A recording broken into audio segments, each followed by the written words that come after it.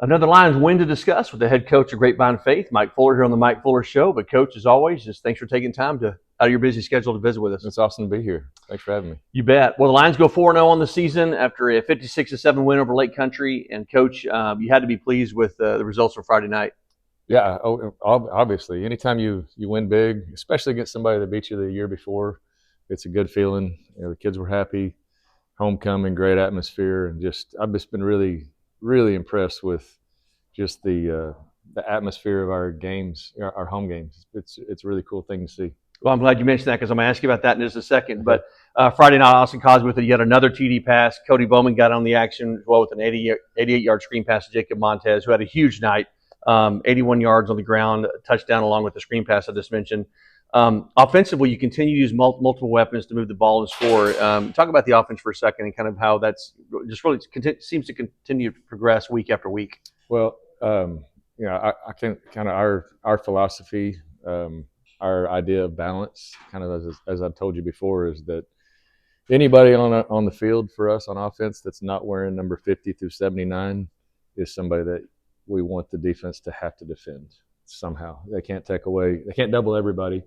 So if there's not really any heavy tendency to go to a certain spot at a certain time, then we're kind of getting what we want. Ironically, we did look at our numbers the other day. I think we're exactly 50-50 run the pass, and that's not even something that we try to do. I don't really care what that is. Balance to me is getting the ball to our different guys in different ways and trying to do what they're best at to get them the balls in those ways, and being able to attack different parts of the field. Well, you opened the game with an onside kick that almost worked. It was bouncing around. I cut a couple of times. Right. The Lions were about to get it. Lake Country scored on their first possession of the game, and they never put a point on the board the rest of the game. Jackson Walker, Corbin Urban both with 9 tackles. Noah Smith had 7. Luke Kelly and Noah both with interceptions. Your defense is really stepping up big. Yeah, they are. I think the biggest sequence of the game was, it's funny you mentioned the onside kick. It didn't quite work. We want to try to be aggressive and make plays and steal a possession here or there when we can. The thing with trick plays or fake punts or anything like that is it always reminds the other team that they have one too, and they returned the favor and actually got us to start the second half. But they kind of punched us in the mouth right there and worked it down the field. We got a 4th and 1 on about the 1-yard line, and we're able to stop them. And I think 5 plays later we were in the end zone the other way, and I think that really put the game away right there. Well, I think that just speaks to the confidence in your defense and your offense that, hey, we can go back and score if they happen to score. If we don't get this onside kick and the defense can hold them, which they did again after that first possession, they never, even sniffed the end zone. And you said that big stop at 4th and 1. A ton of energy. You mentioned it was homecoming, big crowd on hand. We've really tried to elevate the whole game experience for the fans and everybody in attendance. And I'm just curious. I think I know the answer to the question, but y'all feel that on the sideline? Do you pick up on that energy and that especially if you look around?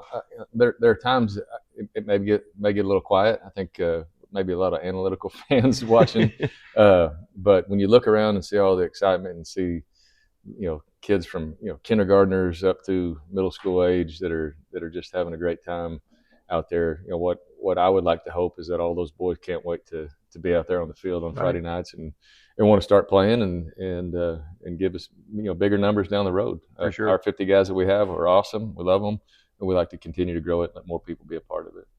Well, we've talked about from time to time, talked about your family, your wife Holly, your son Roman, and your daughter Autumn. And I think one of the hardest jobs to have is the wife of a high school coach because the schedule's so unpredictable. You miss out on family meals and late practices and travel and all that. And I'm curious, Autumn and Roman are grown now, and Autumn and Holly are the stands for almost every game, I believe. But I was wondering, how is being a father now at this point in your career different than what it was when Autumn and Roman were growing up? And again, I know Roman's off playing football, and we talked a couple weeks ago about your commitment to that, which I love. Yeah. But just curious if the dynamic, as they get older, the dynamic changes, and it's really cool for me as a father of older kids. Right. Just curious, being a father now at this point in your career versus what it was early on, do you notice a big difference, and how has that dynamic changed? You said you weren't going to throw me any curveballs. That's a hard question to answer. I do think, like you said, you when you have kids, you're a parent for their whole lives. It changes obviously when they leave the nest and go off and do their own things. But they're still going to be we're still going to be our kids, and we're still going to be their parents, and they might not listen to us as much as they used to. I would say this: having kids and how it's changed. I think the opportunity for me was all at Decatur to get to coach my daughter in golf and my son in football and be the athletic director for his experience there. I think really gave me a different perspective as a coach, realizing that every one of these players, you want to treat it. You say this before you ever able to coach your kids. You want to coach them like they're your son, but then it has a different meaning after you've coached your son. Sure. And I don't think any of our players really want me to coach them exactly like I coached my son. But we had to learn through that, and we have a great relationship now. And it's pretty fun to seeing them do what they love. Well, I think it's just a good reminder that yes, your job here at Grapevine Faith is the football coach for the Lions, but at the same time, you're also a husband, you're a dad. You know, you're just like everybody else that shows up at that stadium. You've got other stuff going on in your life, so I appreciate you sharing on that.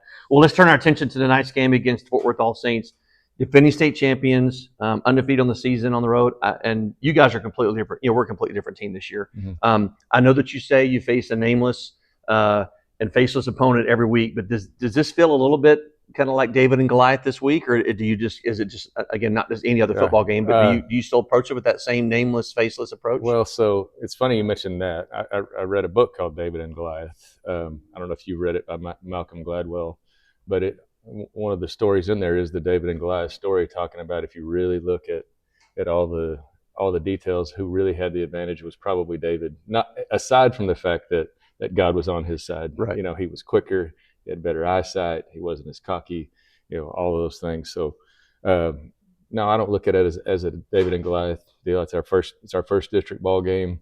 We spend the majority of our time focused on us.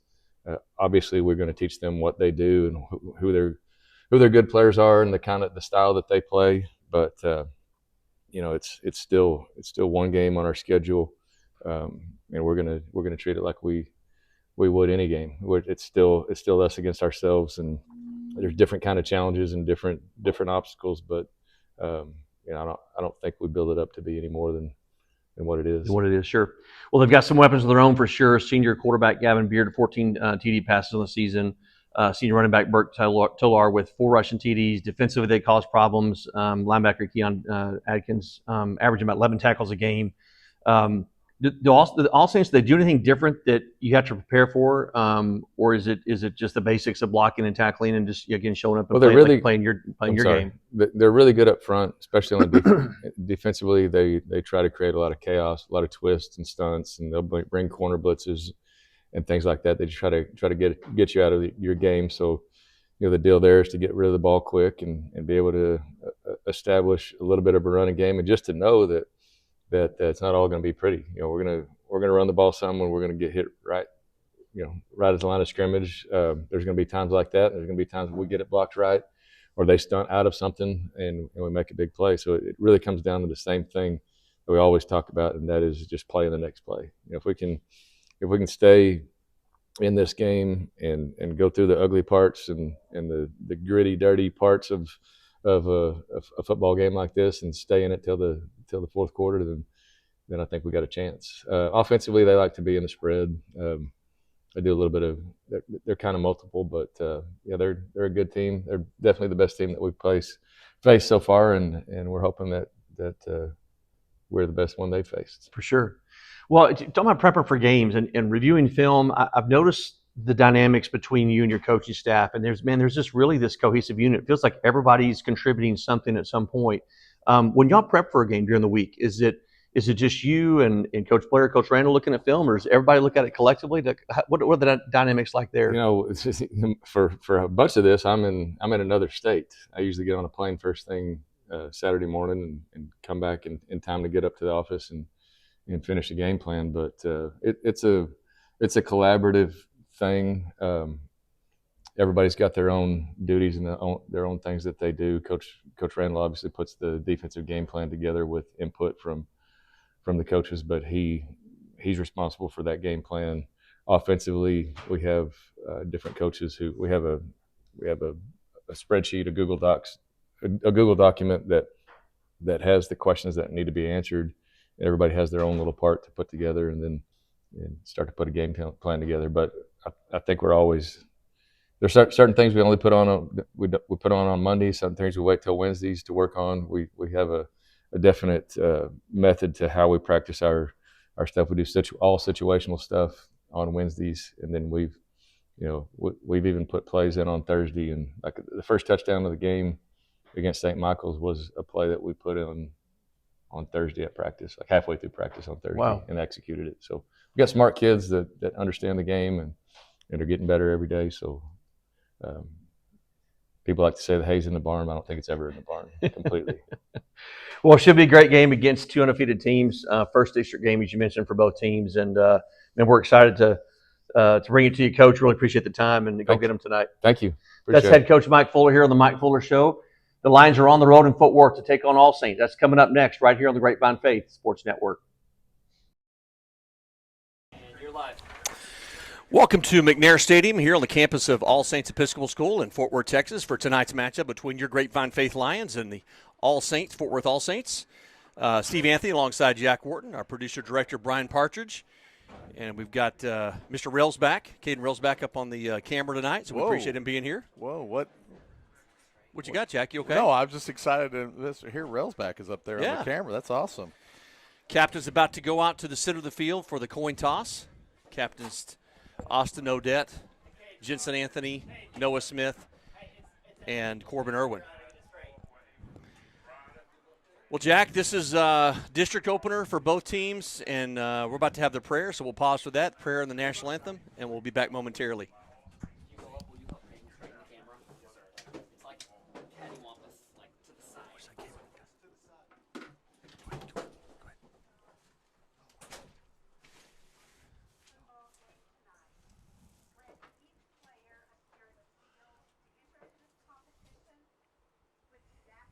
And determination, all the while striving to play with inspiration and skillfulness.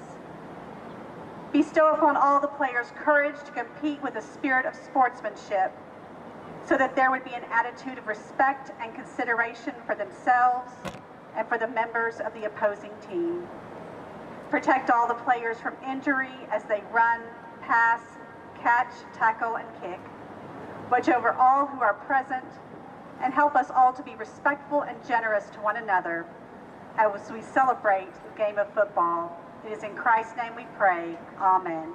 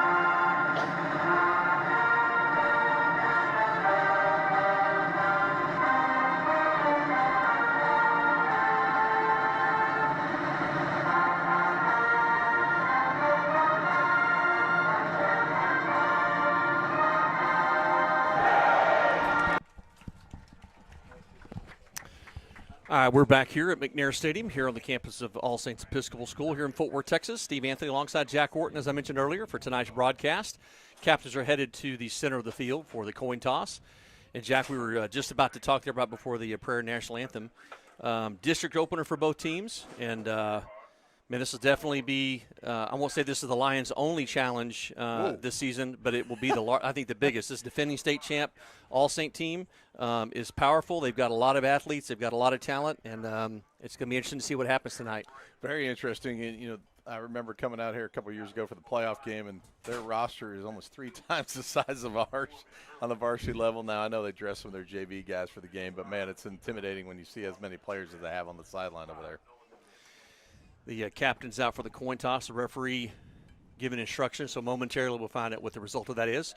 Cody from the Fort Worth Star-Telegram is in the booth with us tonight. Glad to have him here. He'll be writing this up for the Star Telegram, so you can catch his action there tomorrow.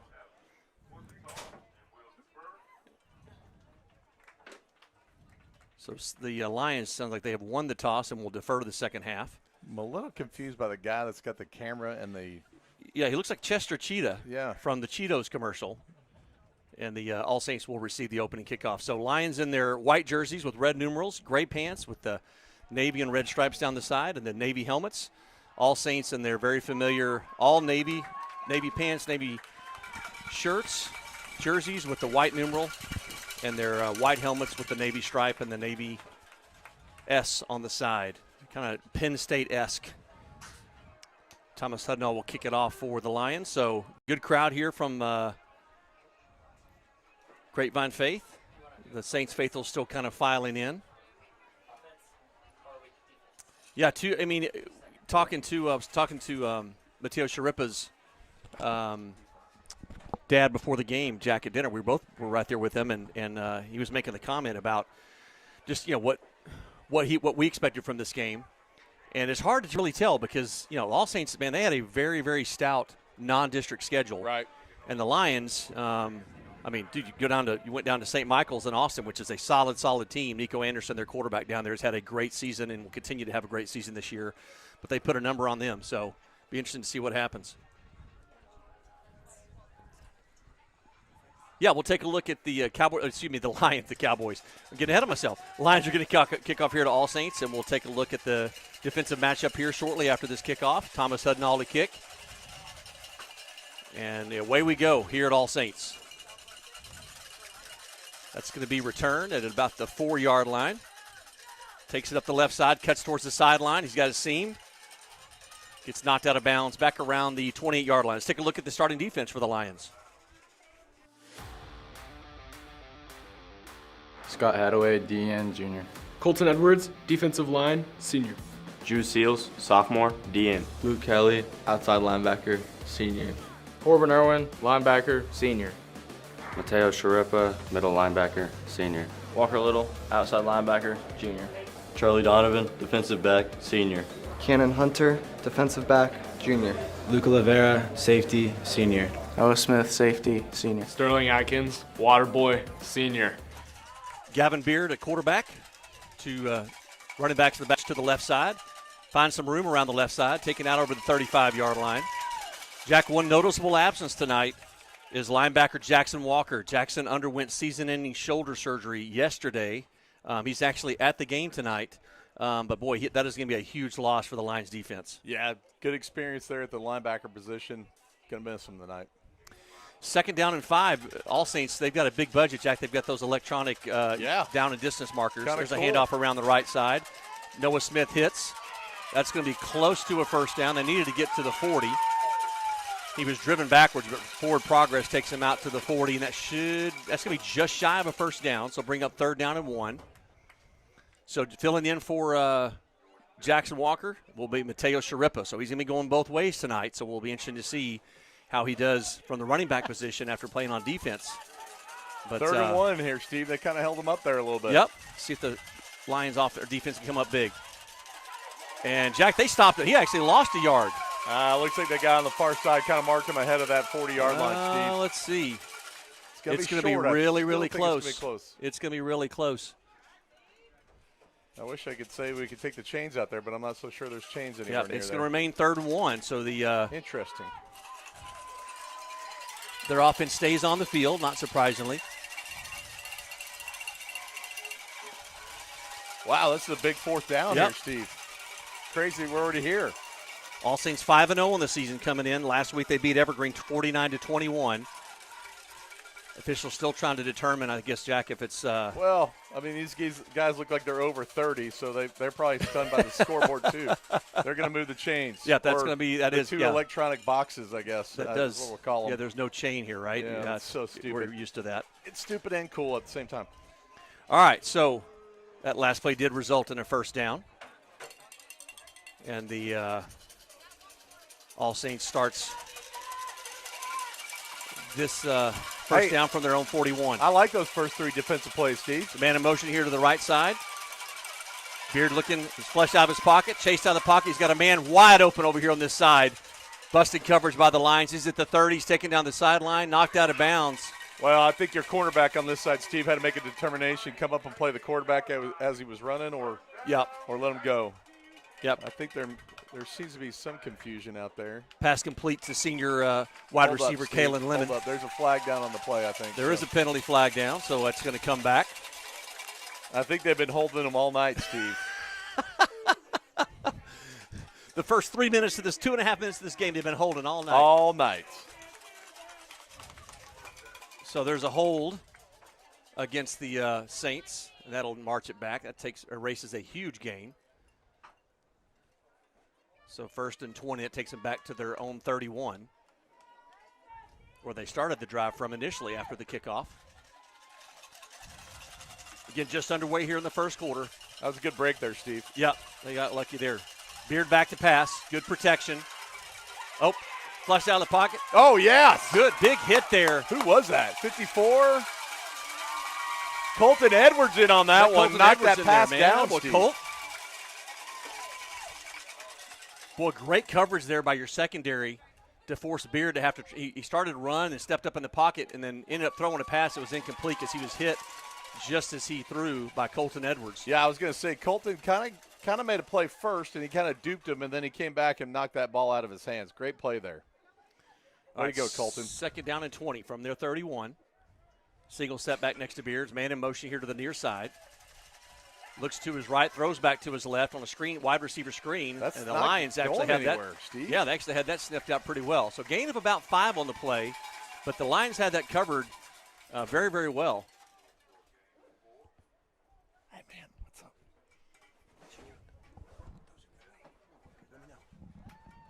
All right, big 3rd down play here.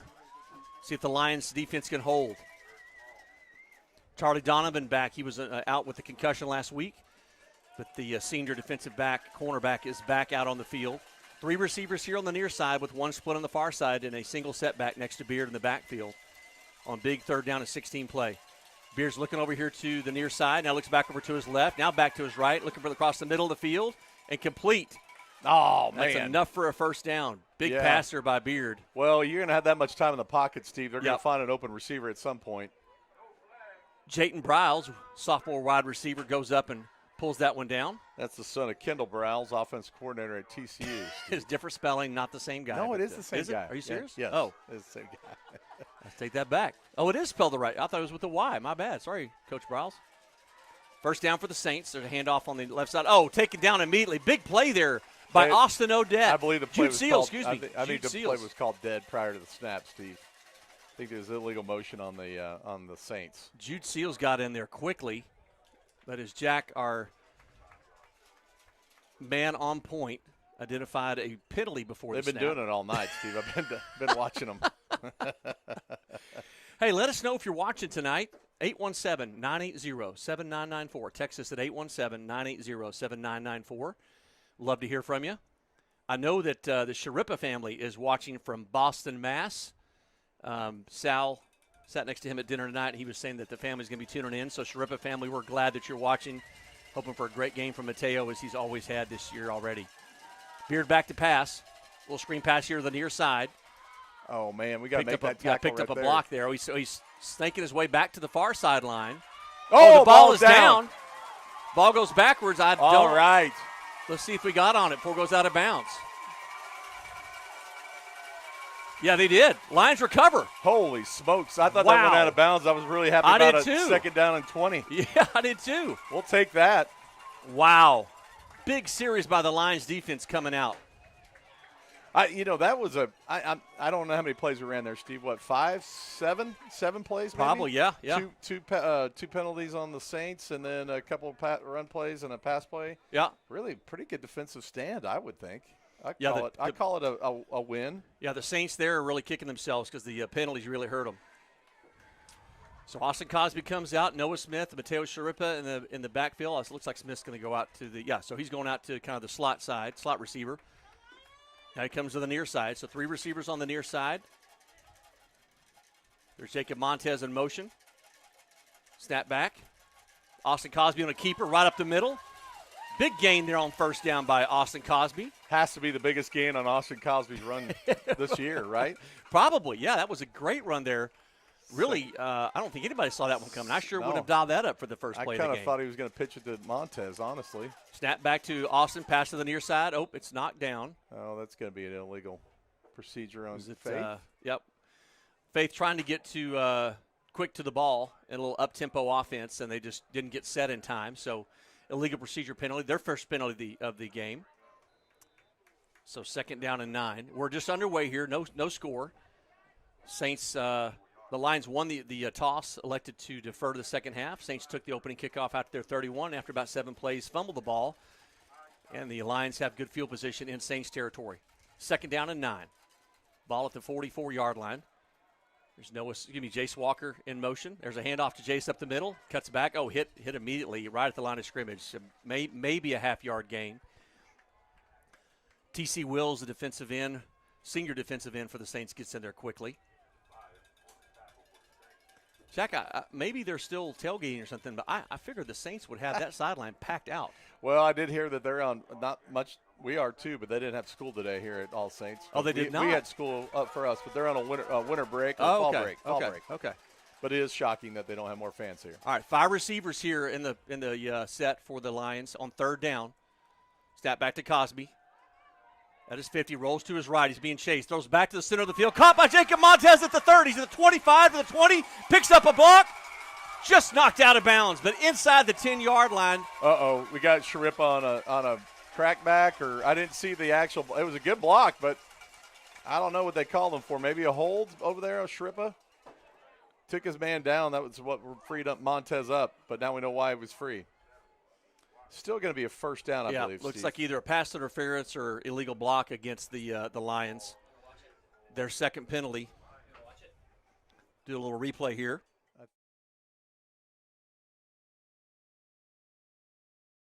Legal there. He was facing the guy. It's still a first down. It is a first down. Yep, it results in a first down, so the Lions keep this drive going. Sorry, Sharippa family. I called him out, but he was the only player over there. I don't know if it was him or not.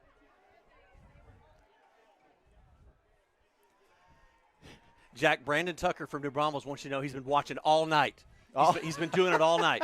There's Jace Walker back in the backfield. There's a handoff to Mateo up the middle. Cuts to his left side. He's hit, still on his feet, finally knocked down at the 30, so gain of about 3. One thing we're going to talk about tonight, too, Steve, is going to be ball control, and having time of possession is going to be key for our success tonight. Yeah, folks, we understand that it's glitchy.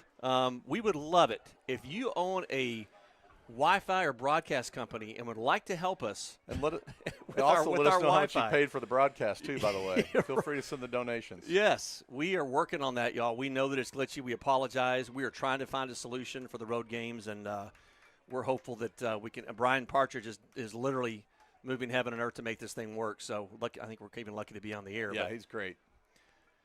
All right, back to passes, Cosby. Oh, almost intercepted. I mean, he's standing right there. The guy's got a hand on his arm. Hit Nolan Luffy right in the numbers, and he dropped it. I don't know. That could have been 6 the other way, Jack. I don't know how many people were there to chase him down. I kind of felt like Noah may have been shaking hands against his will with one of the defenders over there. But are you suggesting they missed another hole? I did. The guy was standing right there. You've been doing it all night, Jack. All right, big third down play here for the Lions. 3rd and 7 from the All Saints 29-yard line. Snap back to Cosby from Anthony. Pass here to the near side, and that one is picked off. That's going to be a pick 6, Steve. Cosby trying to chase him down. He's looked like they're going to, if they get him pulled down, they do.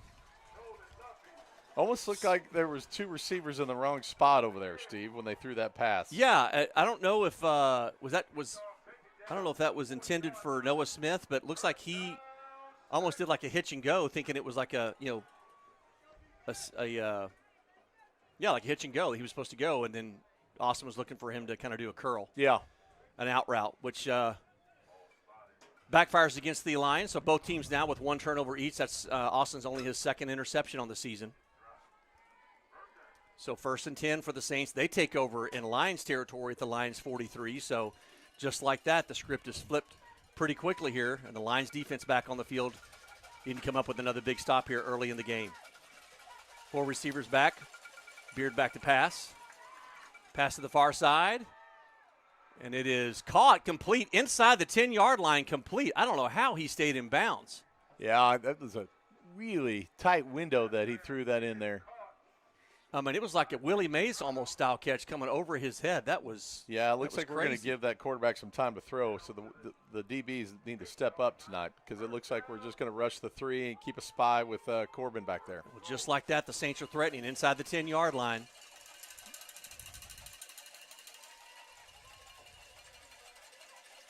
It's a handoff here to the near side.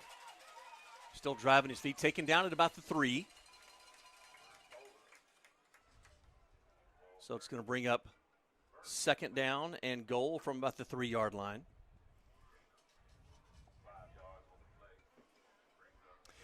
Yeah, Jack, that's, man, the momentum in this game literally changed just in about a 10 or 20-second period, 20-second time period. Yeah. And the Saints are in the end zone, I believe. Yeah, there he's in the end zone for a touchdown. Yeah, that was a pretty good run. Number 11 kind of plowed through there.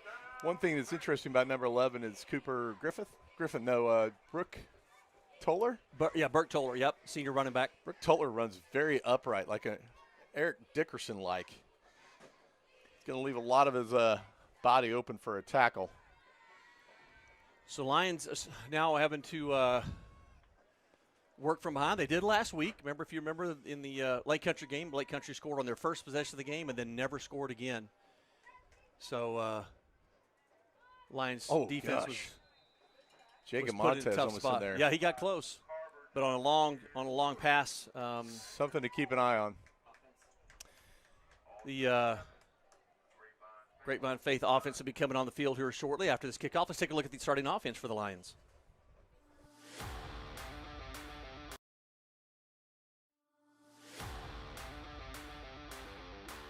Austin Cosby, quarterback, senior. Mateo Sharepa, running back, senior. Noah Smith, receiver, senior. Jacob Montez, wide receiver, senior. Charlie Bunch, wide receiver, junior. Jace Walker, receiver, junior. Slade Corley, left tackle, junior. Bear Couch, left guard, junior. Jensen Anthony, center, senior. Scott Hadaway, right guard, junior.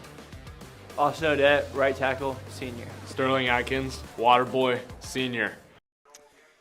So, Jack, if you take a look before this game, coming to this game, the stats are actually pretty wild for both quarterbacks. So, Gavin Beard, senior quarterback for All Saints, 14 passing touchdowns, just over 1,200 yards, 2 interceptions. Austin Cosby, 13 touchdowns, just over 1,100 yards, and 1 interception headed into tonight's game. Burke Tyler with 4 rushing touchdowns, 253 yards on the season for the senior running back for All Saints. Mateo Sharepa, 6 touchdowns, 412 yards on the ground. So we'll get to some of the other stats here. We mentioned, though, the big loss for the Lions on defense is linebacker Jackson Walker, who is here tonight. He had successful surgery on his shoulder, had several ligaments, and a dislocated shoulder after last week's game. He didn't come out of the game with an injury, but was discovered post-game. And so praying for a quick recovery, full and quick recovery for Jackson. So line drive kickoff, taken at the 10. Brings it to the middle of the field. Finds a seam. He's got a big hole. He's coming to the near side. It's Jacob Montez, and you're not going to catch him. There are no flags down. Touchdown, Grapevine Faith. God, I saw that hole open up, Steve, and I didn't know if he was going to get in there or not. Wow, that shifts the momentum quite. Holy cow. How fast did that happen? Wow. Well, it's 13 seconds, Steve, because there was 4:30 left on that clock, and I'm thinking to myself, well, not bad. They had a drive of 7 minutes and 30 seconds. I'm happy about that. Thomas Hudnall on to attempt the extra point out of the hold of Clark Limmerman. Are you going to have to run the offense again, Brian? Since we didn't exactly. We'll do that every time just for low snap, and he gets the kick up, and it is good right down the middle. Sure. We're going to go to the replay. Yeah, you can see Montez made a huge hole. Did he even get touched? No. Yeah, when he gets out in the open, he runs a 4.4. You're not going to catch him. And he was off to the races. By the way, folks, Brian has been fooling around with this video, gets replays. He's got the offense coming up, defense. He's got down and distance. He's got the score. He's got the time. He's so fired up. If there's something else you guys want to see, just email us. We'll see what Brian can do. He's so fired up about it. Thanks for listening and watching. This is great. Boy, that was great, Steve. I'm happy to have that back up on the board. We're back to square. But the only problem you got, and one thing I was concerned about tonight is, they've got a great offensive line over there at All Saints. Yep. And, when you start beating on your defensive line for that long, then again, we're only rushing 3. And you got that more of that nickel look back there with the extra defender. But, it's going to be a long night. You got to make sure you rest these guys, especially on the defense and the offensive line. Yep. Well, you might see a little more action out of Jace Walker and Noah Smith out of the backfield just to give Mateo a rest since he is going both ways. I mean, no doubt you're going to see the ball handed off to Mateo Sharippa. But when you can get the ball in the hands of Jacob Montez as well, man, both those guys, big game changers for the Lions. Well, All Saints Jack, All Saints has studied some film because they are not taking any chance on an onside kick there. You see when the Lions were in their huddle there, they were all up there. They were not going to be taken by surprise on an onside kick. That was one of the first kicks I've seen Hudnall not go the distance this year. Here's Hudnall to kick. We're tied at 7. High kick, taken all the way back right at the goal line. They're going to bring it out. He thought about it. He's looking for some blocks, but the Lions cover that one well. Gets out just over the 20-yard line, so they'll start 1st and 10 from their own 23. I love the moms in the stands always call for the block in the back, even though it wasn't a block in the back. So, Austin Cosby's family listening from Arlington, Texas. We mentioned the Sharippa family from Boston, Mass. We're oversaturated with coaches from Arlington, by the way, on our staff. Austin Cosby's Mimi and aunt and uncle cheering from home. Aunt Tony, it's great to have you guys on as always. And I mentioned Austin Cosby's family from Arlington. Here's the Beard back to pass. Pass here to the near side, complete. Make the tackle. You got to make that tackle, Escapes the tackle. Goes back to the middle of the field. Finally drug down out over the 40. That's a big gain. Yeah, if you're only going to rush 3, your DBs need to make that tackle if they're going to give up that catch. You can't let the guy make yards after the catch. Yeah, they're going to have to shore that up. And, again, you're talking about a very high-powered offense, undefeated All Saints team here. They beat Preston Wood in week 1. Parish Episcopal. They beat Preston Wood. They had a schedule. They're solid. For sure. Here's Beard back to pass again. Good cover. Hit back in the pocket. Bounces off of Sharippa. Escapes another tackler. Still under pursuit. There the Lions finally bring him down. And he's taken down. What was he thinking? Did he just think he was going to play around and dance back there? Well, hey, you said the secondary needed to step up, and they did right there, Jack. That was a coverage sack there by the Lions. Hold on a second. I don't want to say it that way. They need to. They're able to give up the catch. You just give the yards after the catch.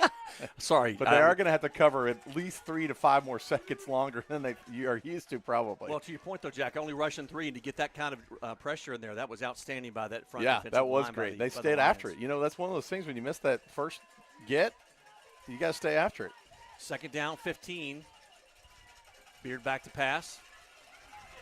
He's rushed again. There's a little flip pass to the receiver here on the out in the flat. He gets out, hit hard, out close to another first down. I think that's going to be a first down, Steve. Yep. That is, they need to get to the 45, which is exactly where they got to, so they're back in Lions territory.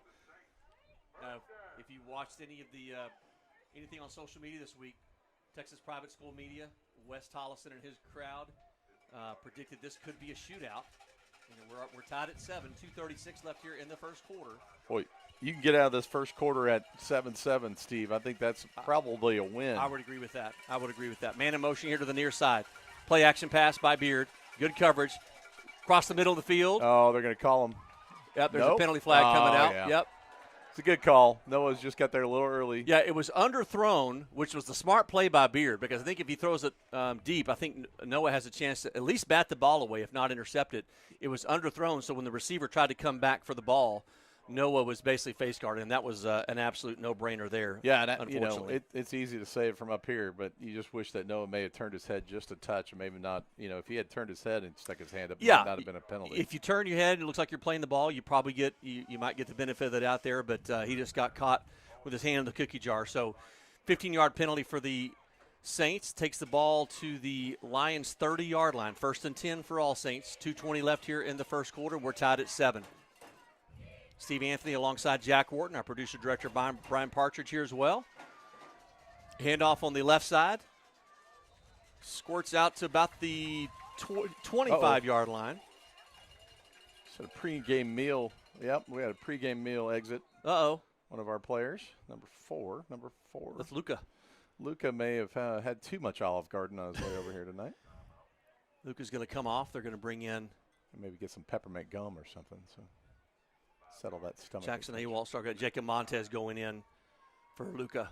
Maybe not Luca run just that. Luca just going to take a quick breather, get a shot of water. He'll be back out there shortly. Yeah, maybe not run inside that hash mark there. You're right. Avoid that area. He's at the 12. He sidesteps the vomit. Just kidding. All right, here we go. 2nd down and 5 for the Saints at the Lions' 25-yard line. Man in motion here to the near side. Play action by Beard. Rolls to his right. He's got a man in the wide open in the end zone. Goodness Touchdown gracious. Saints. That was on Montez coming in for Lucas, so that may have been just a misjudgment of the coverage that he was supposed to have back there. Yeah, I mean, Jack, look, we knew this wasn't going to be a shutout, and to your point, I would like to see him get to the second quarter only giving up 7 points, but minute 35 left here, so obviously Montez, plenty of time left here in the first half. Montez owes us another touchdown on a kickoff is what he on there that we go. play there. We'll just keep doing that each time. Yeah. Give our offense a big breather. Defense could use a breather. That's what I'm saying. If we had the offense out there, extra point is good. That was a takedown. If the offense can stay on the field and give our defense a rest and sustain a drive, eat some time off the clock, and then put points on the board, that would be the ideal scenario. So not to jump too far ahead, the Lions have 2 road games tonight here in Fort Worth against All Saints. And then next week they're on the road at Southwest Christian in Fort Worth as well. So not too far of a drive. Then back home against Lubbock Trinity Christian, and then on the road to Midland, Texas against Midland Christian. And then you finish district on the 7th against the Cardinals at home. All Saints on the road next week at Lubbock Trinity Christian and home against Midland. Then they are on the road at FWC and then home against Southwest Christian. So, again, the All Saints team, defending state champions, Aaron Beck, been here, I think 2 decades now, I think at least. Been here a long, long time. They really got a solid program. And, big guys that they bring in, and you got to have your A game ready for these guys. Well, I mean, we run this one back too, Steve. Yeah. You can't run them all back unless you ran the first one back. So Right. Well, last week, if you remember, Lions had back-to-back kickoff returns for touchdowns. Rick Jensen watching from Berkner Park. That's Jensen Anthony's Baba. Great to have you. Coach Herb Evans. Coach Herb. Say loving our effort so far. Let's go. Little pooch kick. Kick. Yeah, they're not going to let Jacob run that one back. Jace Walker takes it at the 20. Gets out over the 30-yard line to about the 32. Maybe the second worst option out there is Jace Walker, but he gets tackled at the 32. Austin Cosby's Aunt Dee Dee and Uncle Ralph cheering from Kennedale. Very faithful listeners and viewers here on the Grapevine Faith Sports Network. Not much time on the field for the offense. It's like trying to get an approval through a credit department at Plains Capital Bank, by the way. Plains Capital, are they one of our sponsors, Jack? They are. They're the first down sponsor. Well, let's see if we can't get a Plains Capital first down here on this drive. Yeah. Lions 1st and 10 from their own 32-yard line, trailing 14-7. 1 minute, 30 seconds left here in the first quarter. 3 receivers on the near side with one on the far side, and it looks like Mateo Sharippa in the backfield. There's Jacob Montez in motion.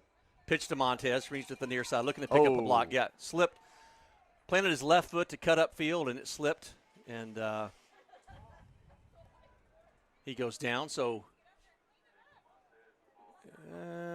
loss of 2 on the play, actually. I think they have not put the weight and height of number 9 out there for a reason. I don't know that he can. He's kind of a big young man out there. It's probably because he's 23. Right. Snap back to Cosby. Pass. Tipped and almost intercepted. That was intended for Jacob Montez on a wide receiver screen here on the near side. Yeah, that was batted away and almost turned disastrous for the Lions. Number 3 has got some Well, how should you say? He's eating some hamburgers over there at JD's, I think. But well, he's 6'2", but they don't list his weight. So there's there's a few very guys agile too, though. Yeah, that, he can move. That height and weight that we perceive him to be at. All right, big third down play here for the Lions offense. 3rd and 12, again from their own 30. Need to get to the 42. Shrip in the backfield.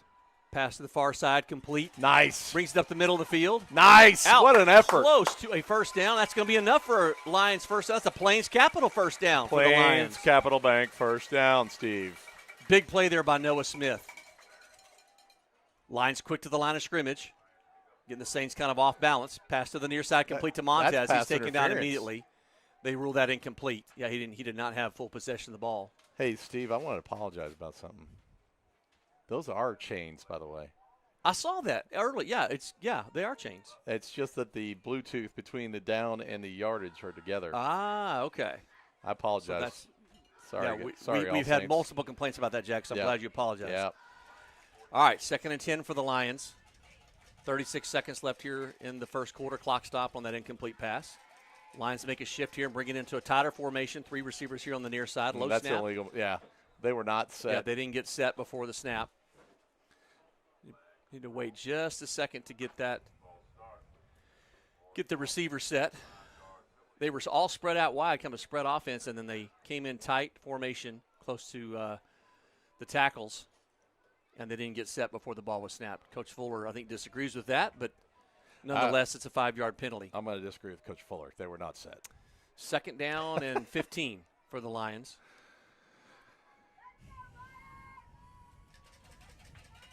Again, Jacob Montez with the Lions' only score so far on a kickoff return after All Saints scored on their 2nd possession of the game. Not much safety help over here. I just sent Montez deep. Let him go get it. Yep, there's a little screen pass to Sharip up the middle. He's trying to fight out towards the inside the 40, gets over to the 45-yard line, close to midfield. I'm just going to guess that Coach Fuller's probably going to go for it on 4th down if he can get it to within 5. We'll see, man. This ain't like country, man. I mean, you got I agree with you, Jack. It would be gutsy, and it would give you, if you can keep the drive going, give your defense another breather. That's going to be it for the quarter. Our score into the first quarter, All Saints 14, your Grapevine Faith Lions. You're watching Grapevine Faith football here on the Grapevine Faith Sports Network. As the Texas heat gives way to cooler days and chilly nights, the comfort of your home depends on a reliable heating system. At Reliant Air Conditioning, we ensure your warmth without worry. Just as we keep you cool during the summer, we're committed to keeping you warm through the winter without the gimmicks. Call us at 877-YOUR-HERO and let Reliant Air Conditioning provide you with warmth without worry. We're back here at McNair Stadium on the campus of Fort Worth All Saints Episcopal School. Grapevine Faith Lions into the first quarter, trailing 14-7 against All Saints. Defending state champs. It's been a first quarter has been a little bit of a slugfest, a little bit back and forth. Lions won the toss, deferred to the second half. All Saints in their first possession fumbled, and the Lions had great field position and then turned the ball over on an interception. The Saints proceeded to take that down the field and score on a touchdown on the ensuing kickoff. Jacob Montez ran it back about 95 yards for the touchdown, tied the game, and then All Saints just scored on their last possession. Long pass play. Well, I don't know if anybody knows that commercial for Brian. And Brian produced that commercial, the dang commercial there, Brian. I'm getting suspended in another game. Lions out for a big third down play here at their own 47-yard line. 3rd and 7. 2 receivers split to each side with Mateo in the backfield. Play action pass. Nice. To the near side. That's going to be short of a first down. Complete. It's manageable on 4th down here, Complete Steve. to Charlie Bunch. But they're inside of Saints territory, Jack. Yeah, the offense is not moving. They're going to stay on the field. So 4th and 2. Lions quick to the line of scrimmage. Little tighter formation with 2 receivers on each side. Mateo in the backfield. Have a play action. Oh, complete. Oh! Complete to Charlie Bunch. He got hit, or is it incomplete? Incomplete. Nope, incomplete. Charlie got hit hard. Yeah, Steve, he had it in his hands, juggled it, thought he had it again, and then got hit again, and then dropped it. It was more than enough for the first down if he could have held on to it, but he got jarred pretty hard. He's coming off holding his ribs there. It was a nice throw by Austin Cosby, identifying the wide open receiver, and then he just couldn't hold on. Well, you put a lot on your defense's shoulders here. They've stepped up this season already, but again, a little bit bigger team you're facing here against the All Saints. So All Saints with great field position at their own 48-yard line, leading 14-7, just underway here in the second quarter. Kind of changed that defense up on the last series, Steve. Maybe this will make a difference. Oh, my gosh. We got somebody coming in late. There's a handoff here on the near side. Taken down. That's one thing we can't be doing is making mental mistakes like that. Jude Seals in on the tackle along with a couple of other Lions. Second down and 9. You're not going to be able to make mental mistakes like that and get away with against All Saints, Steve. The great Tammy Peden cheering us on from Flower Mound. Peden, how you doing? And the Stephen Cates family, Stephen, Stephanie, little Stephen, and Sarah watching from Grapevine. Beard back to pass. Oh gosh. Ran Get right back past. after it. Complete here on the near side, out close to a first down, taken down, inbounds at about the 42. We'll see where they spot it. They actually spotted at the 40. It's going to be about 3 yards, about 2 yards short. Yeah, they spotted at the 43-yard line, so they need to get to the 41. It looks like we're going to rush 3 and then sometimes send that extra linebacker out there, Steve, on a blitz. Over-pursued Beard there. He athletically just stepped aside, let the defender go right past him, and then stepped up and completed the pass on the flat. So big third down play here. More than enough. Still on his feet, driving inside the 35-yard line. If he's going to run that upright, they need to get that ball out of there. Yeah, that's that Burt Tolar that you mentioned, Jack, that does kind of have that upright running style. Leaves that ball wide open.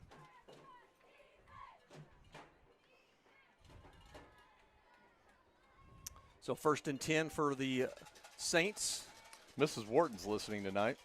The great April Wharton. Yep. All right. Asking the Lions defense to come up big here in this drive. 1st and 10 from the 35, the Lions 35. Beard back to pass. Gets rushed again. He's got a man stride for stride down the field, incomplete. Great coverage there by the Lions. He's with them step for step. I don't know if our line is playing cautiously or they just are slower than their D line, but they just seem to be kind of running in mud sometimes, trying to get back there. And Steve's leaving me hanging on that one. Yeah, I agree. Sorry, I was looking. Sorry, Mateo was coming in. I was seeing who was coming in. Jackson Awalt, and he looks like we're trading some reps. It just looks like we're kind of slow getting to that quarterback. I don't know why. I mean, if they're faster, they're faster. But it looks like they're a little bit slower. Yeah, there's been times where we've been in pursuit, and other times, like you said, it is like they're kind of running in quicksand. 2nd down and 10, man in motion to the near side. Single setback, Beard back to pass again. He's got room to run out over the 30, inside the 30. Inside the 25, pushed out of bounds. Inside the 25-yard line, that's going to be enough for a first down. Yeah, they got to get that contained back in. They got to know that he's going to be running and kind of take a better angle on that play. Yeah, they've definitely been a passing team. We talked about the stats before this game. Gavin Beard with over 1,200 yards passing, and their running back Burt Tolar only 253 yards in 5 games on the ground. So you're talking 50 yards a game running the football. By the way, I don't know if the umpire's got a bad back or what. He just drops the ball on the spot. He does. He does not even bend over. He doesn't spot it. You're right. It doesn't move. It's actually a pretty good movement. But all right, there's a handoff here to the near side. Oh, he gets a break. He's looking. That's out. a hole, there's a for big, God's giant sake. Hole. Standing right there. There it comes. Here comes the penalty flag. Goodness gracious, that lineman is standing right there. Yep. And the back judge has to make that They've call. They've been doing it all night, Jack. Well, that's ridiculous. They got the call. Fuller's down there, or somebody's down there. I think maybe. Yeah. Oh, yeah. Coach Randall. Is giving him an earful as well. I think he said, "Hey, we could get you to Dr. Marsh if you need some glasses." It's a hold right there. I think he said, "Hey, there's a penalty against the Lions." What? That is a horrible call. There is a penalty against the Lions. I guess they suited up and had 11 guys on the field. I have no idea what's going on. That is insane. Wow. Okay. 1st and goal for the Saints after that. situation. I can't find a better word to describe that. Both of those guys need to go see Dr. Marsh because neither one of them saw the play. My goodness. Hey, Paragon Eye Associates, they're a great sponsor as well. Dr. Todd Ford. Oh, sorry. I didn't know we had an eye doctor sponsor. They could go see him. Yep, they could go see Paragon. There's a timeout on the field against the Lions. And, All Saints called the timeout.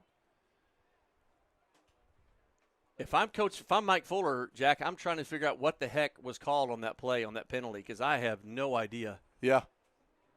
That was just awful. Yeah, we all got excited because the hole that everybody from in the stadium saw, flag comes flying in. We're like, oh, great, they saw it, and they called it against the Lions. So, well, you got to overcome those things. Lions down 6 seconds left here in the first half. And All Saints threatening right here in the shadow of the goalpost. Well, that line judge should be embarrassed. He missed that call right in front of his face, and then the back judge with every phantom call he called there. My goodness. Encourage you to stick around for halftime. Our Stories of Faith this week. This one hits a little close That's to home. such a great segue, Steve, right into my anger towards the umps, into the Stories of Faith. Nice job there. Well, sorry, there was a pause. I'm sorry, Lord. A lapse of, sorry, Lord. But had the privilege of sitting down with my son Jensen, senior center on the football team, and had a chance to visit with him this week at the insistence of Tammy Peden, I want to add. But really proud of him. So that's coming up at halftime. All right, first and goal for All Saints. Snap back to Beard. He's going to keep it. Nope, he's going to pass to the back of the end zone. That ball falls incomplete.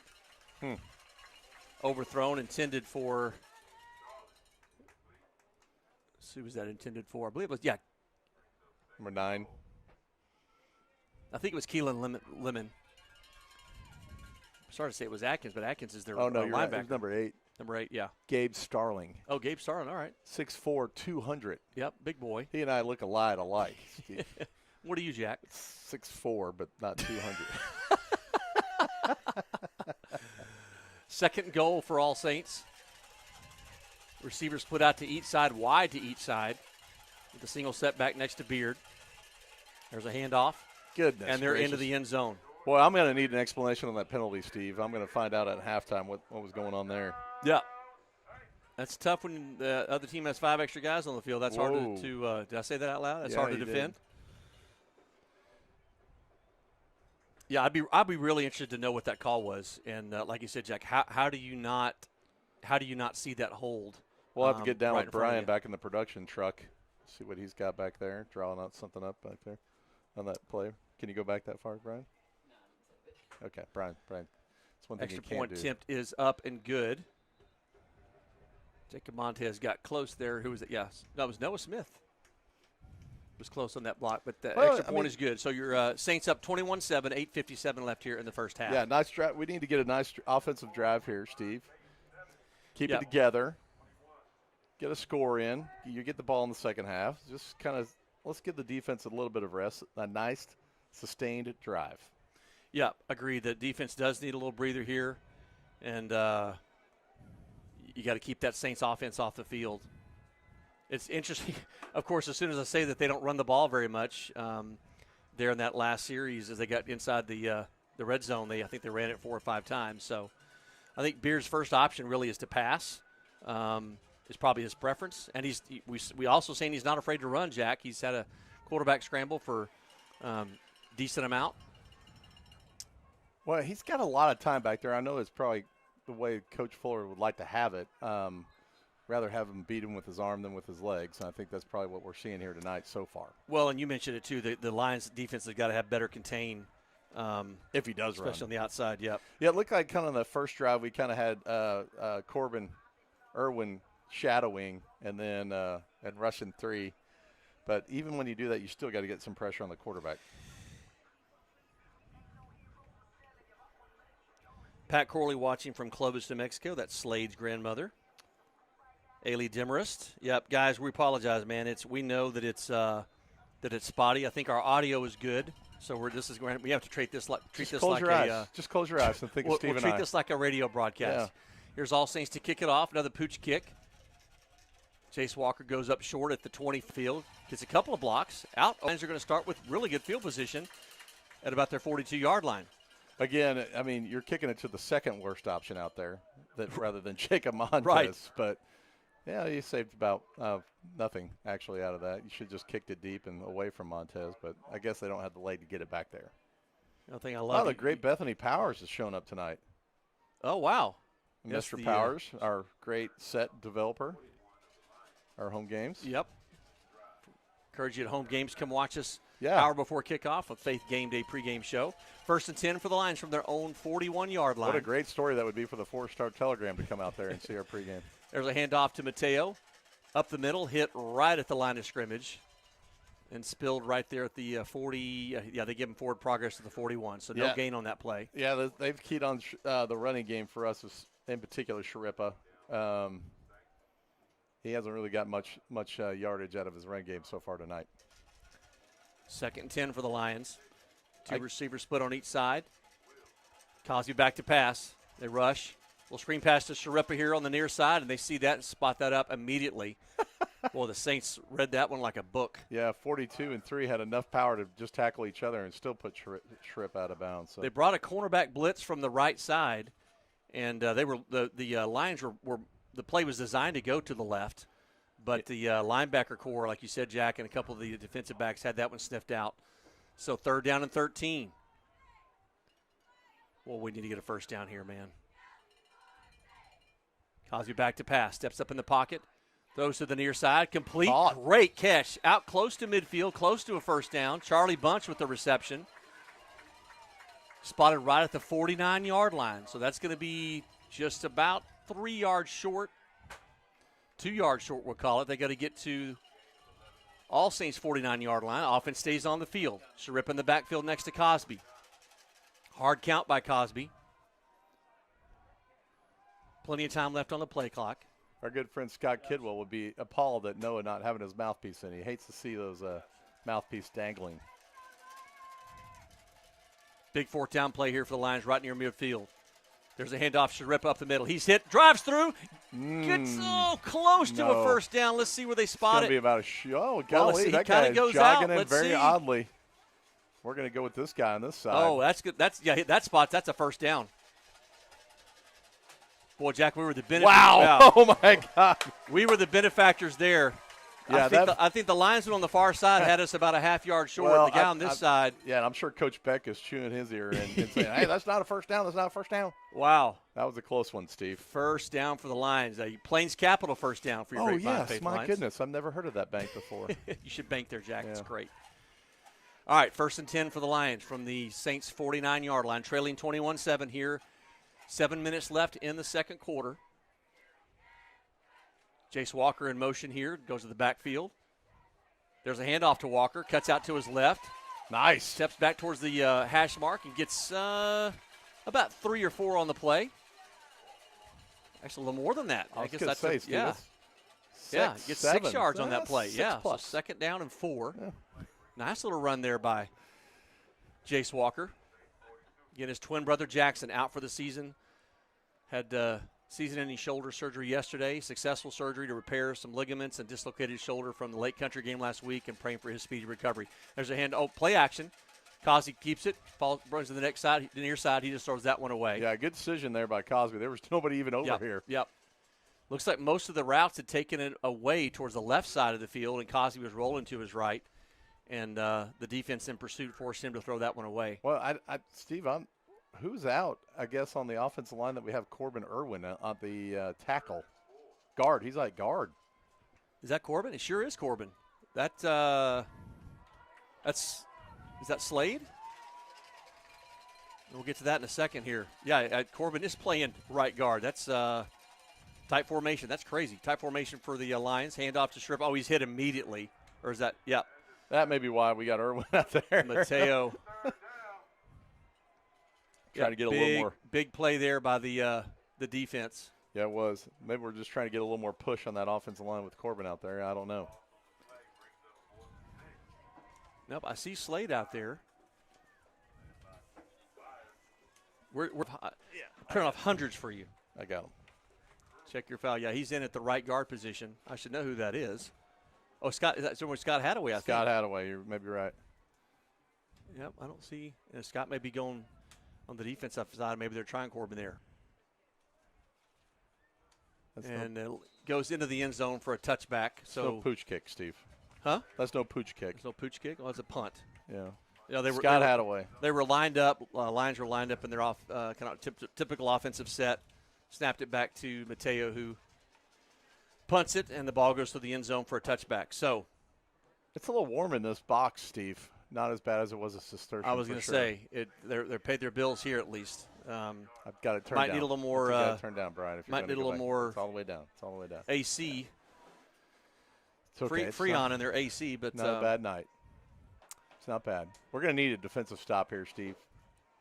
I know that's kind of pointing out the obvious. There's Beard with a handoff, takes it around the right side. Oh, he's got a lot of room, looking to pick up some blocks. Oh, my God. Does get out over the 35-yard line. A big run there on first down by the Saints. That was like a bull running through a bull ring like that. Steve kind of got a couple of lays going through there. Well, again, we talked about the importance of the offense giving the defense a little bit of a breather. They did get a first down on that drive, but weren't able to keep the drive going. So defense is back out there after a short rest. Beard back to pass. That pancake block over there on the. He's looking for a man deep. Turn around. Nope. Ball is overthrown. Good coverage there by Luca Lavera. Yeah, Luca, again, just got to turn your head when it looks like that. When that guy's hands go up, you got to turn around just a touch with that head. Just let the ref know you're looking back there. Luca looked like he fell behind maybe a yard or two for a second, but then he closed the distance and was right there, ball overthrown, but Luca had good coverage on the receiver. Stops the clock with 5 minutes, 11 seconds left here in the first half. Saints leading 21-7. Yeah, the defensive line's doing great. They only got 3 guys rushing against a really tough offensive line. They need to get like that guy from Dodgeball and get angry, my friend. Here's Beard back to pass. Right across. Oh, tipped, almost intercepted. Boy, that was right there. Luca Lavera right there in the vicinity. Intended for Ryder Wilson, senior wide receiver. 6'5", 190 is what he's listed as, so big boy. Scott Hadaway coming off. I can't really tell if he's favoring anything, Jack, or not. Yeah, he goes to sit down. I think Scott might not be 100%. He's checking something on his left leg, so left knee or something possibly. I don't know if that's an injury per se or if he's just taking a look. But, all right, big third down play here. See if the Lions can come up big. Oh, gosh. Jude Seals got held like nobody's business. Like he was trying to pull up, and the guy had his shoulder pads, and no call. First down pass complete by Beard. So that takes it into Lions territory. My goodness, poor Jude Seals could not break away from that hold. And it was right in front of the referee. I'm not sure what they're looking at, Jack. I hate to be that guy, but, man, when it's that obvious, you're going to miss some because they're human. But for crying out loud, the ones that are obvious like that, I'm not sure who's looking at that interior line. 1st and 10 for the Saints. Handoff to the near side. Finds a couple of blocks, and gets out close to the 30-yard line. That's a first down run there on first down by their running back, Jordan Billings.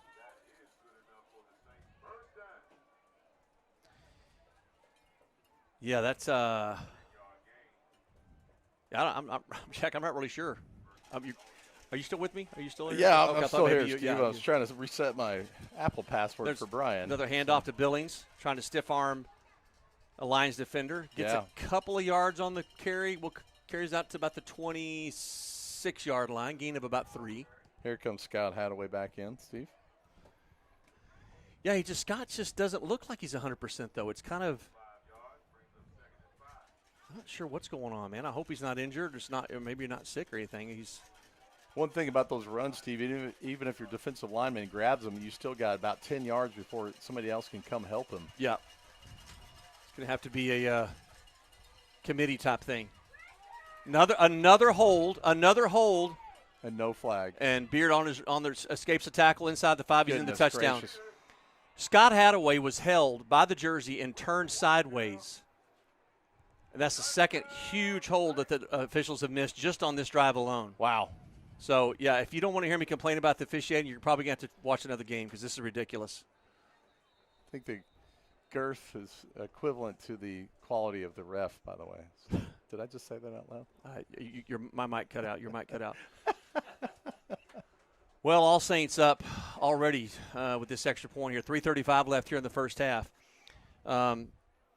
Jack, you're asking a lot of your defense. The offense has got to step up and sustain a drive. You've got to eat some time off the clock, and you've got to keep your defense off the field to give them some rest. Yeah, I don't know if Coach Fuller is going to go back and look at that three-man rush and decide that, hey, maybe that's not what we're going to do here. But, I mean, you really got to contain their quarterback, and he's going to make the passes. Looks like they're going to go for two, or they just don't have anybody. No, they've got the kicking tee out there, and they've got I'm not sure they're looking for an extra lineman or – it was a penalty against the Lions, right? We didn't have the hold against the Saints, but we had the penalty against the Lions, which was declined. So, unbelievable. Yeah, so folks, I don't want to be the homer, but I'm just telling you, if you were here watching this game, you can't homer, see it. We are home team. So. Again, when it's just in front of everybody, the entire stadium can see it. I don't know how you missed that, but it is what it is at this point. Saints up 28-7. Wes Tollison, if you're watching from the Prestonwood Liberty game, you said it could be a 21-point deficit at halftime. I hope you're happy. I'm just kidding. I'm just kidding. We love us some Wes from Texas Private School Football. Yeah, Jack, this is not a position the Lions have been in all season. So this is uncharted waters for them. I was talking to Mateo Sharippa's dad. He came, he transferred in from Southlake, and he's never lost a football game since 7th grade. So goodness gracious, he's got a pedigree of a lot of wins on the football field. And this is unfamiliar territory for him and really for this Lions team this season, as we talked about. Well, they have not really gotten into a groove in this first half. And like I said, you've asked a lot of your defensive line as well. Yeah. You got a three-man rush, a little bit of a spy. But they seem to have figured that out already. That's what well, they are going to enforce the penalty against the Lions on that touchdown run. Where Scott Hadaway was held, like, oh my goodness, this is just comical, man. Sorry, it's funny. Laugh so you don't cry type thing. That's where you got to watch it. I was going to say, watch for an onside kick, man. They're going to hurt you. I mean, Jace got us out to like the 42-yard line the last time, and actually, I'd probably just pooch kick it to the 10-yard line and see if somebody calls a fair catch. Yep, Saints are going to kick from the Lions' 45-yard line after that egregious penalty by the Lions.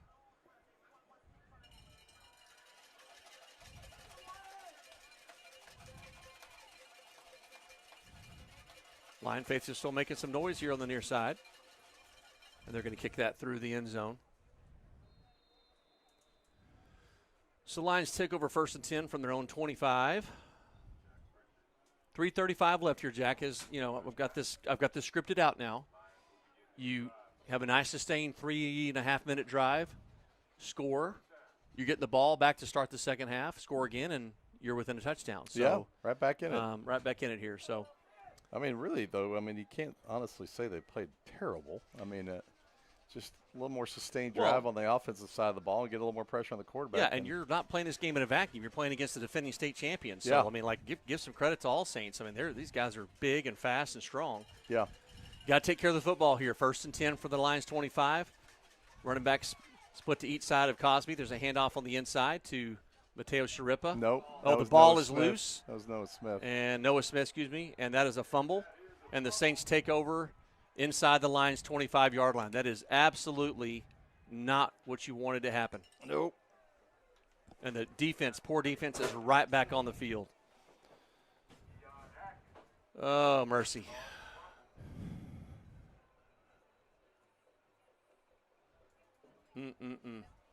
I've got nothing to say, Steve.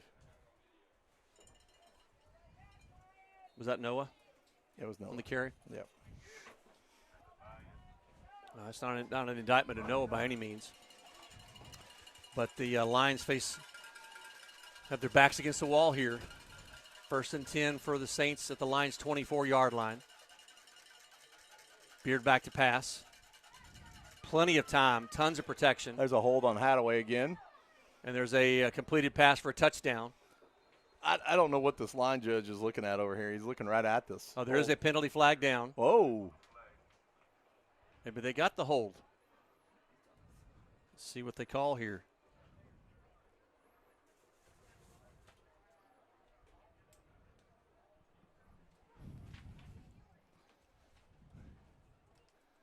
Oh, it says it's substitution infractions, what they're saying, against the All Saints. So that will negate that touchdown pass by Beard. Yeah, Jack, he's got your secondary can only do so much, and he has so much time back in the pocket that they're going to have to figure that out.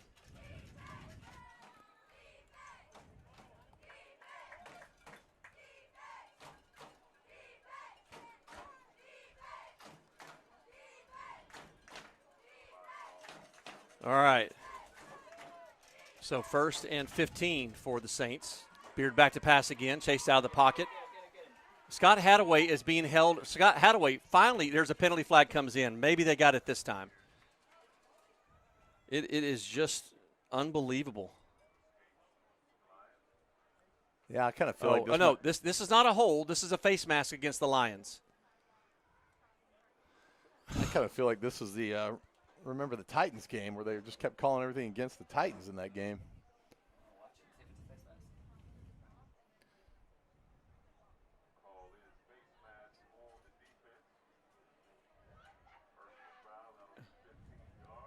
So that's half the distance to the goal. No penalty, no hold against Scott Hadaway, who's been held literally, it'd be stupid to say every play, but I'm going to say almost every play. But the Lions are going to have to figure this out. You're going to have to just figure out how to overcome this. They've gotten everything going their way on the plays. Or there's a handoff up the middle. Cuts to the outside. That's going to be a touchdown for All Saints. Give Luca Lavera some credit for just still pursuing that play.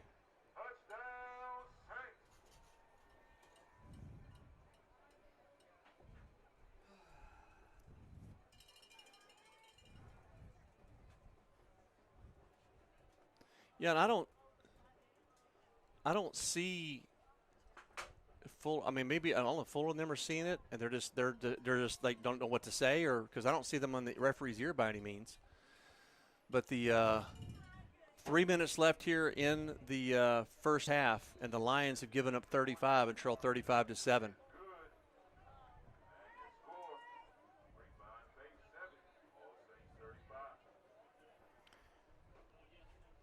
Yeah, well, it's kind of tough to find. I would say it's tough to find the words, man. Yeah, well, we knew this was going to be our toughest game to start the season right here. It's not.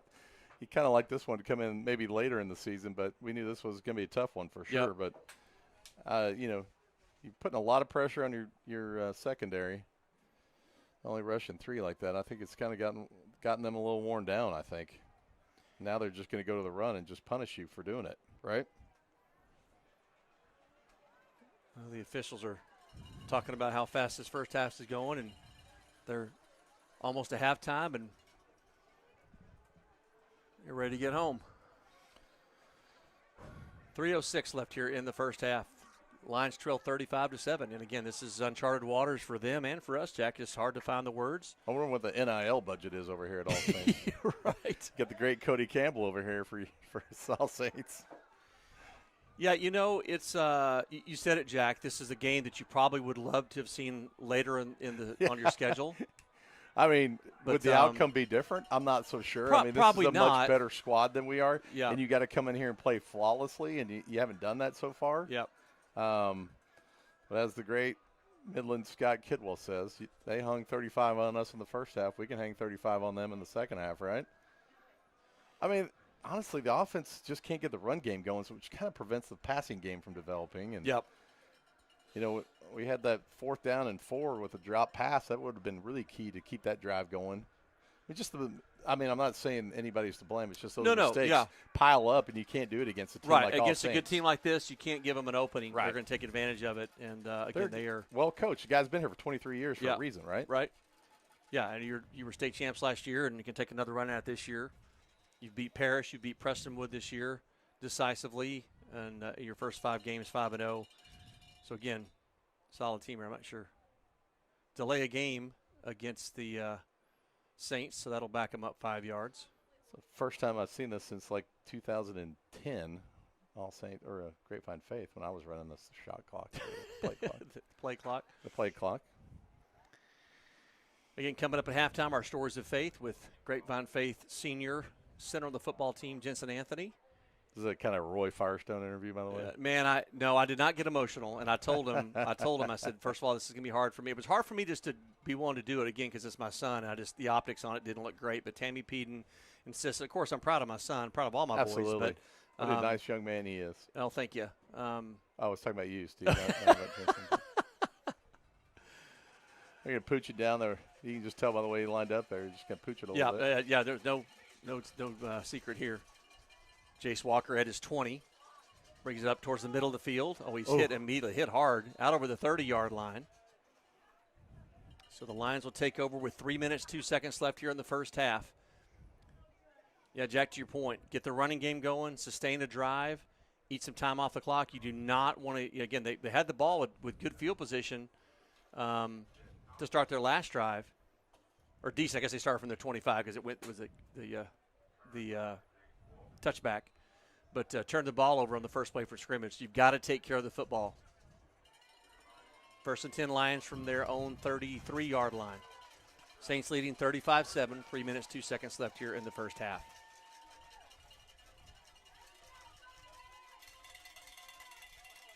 Oh, come on. It's going to be a false start against the Lions. They brought Noah in motion. And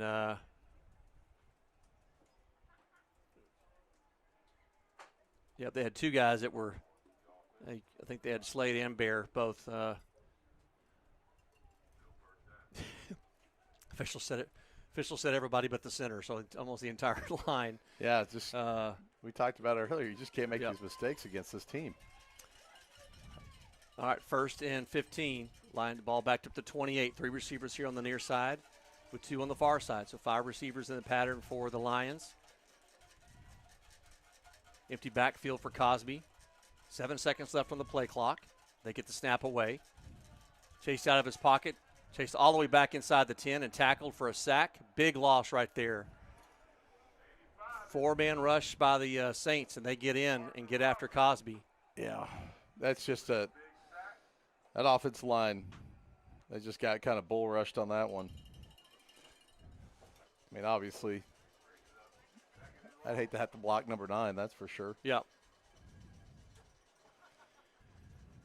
Well, not the way you dial up the first half this week in practice for sure. Clock continues to run, 2:23 left. There will be a 2-minute timeout. Man in motion here on the near side. Cosby back to pass. Pass across the middle to Noah Smith. Out over the 25, gets a block. Spins around, spilled out about the 28-yard line. So you get almost back to the original line of scrimmage where the series started. And that's going to take us to the 2-minute timeout, 2-minute warning here, whatever your preference is. Jack, look, this game is far from over, but let's admit it. You're going to have an entirely different second half to come back and win this game. My hope is that if you got other teams, this is your first district game. If the other teams in district look at this game and be like, yep, see the Lions weren't all that, and they overlook us. It's kind of how our preseason season went. Yeah, we kind of overlooked by most fans and most critics, I guess. So this is not the Grapevine Faith team we're used to seeing. There's Jackson Walker down there on the sideline in uniform. He's in his jersey, but he's got his arm in the sling. If you didn't hear, he had a right shoulder surgery yesterday, season-ending surgery on his dislocated shoulder with several torn ligaments. And I hate seeing Jackson out for the season, but hoping to make a quick recovery for the spring. And great young man, phenomenal family, Brent and Julie Walker, and their twin sons, Jason Jackson, their daughter that's I think she's a sophomore at Baylor, maybe a junior, but just a really, really amazing family. They've given so much to Grapevine Faith, and we're so thankful for them. But hate seeing Jackson on the sideline for sure.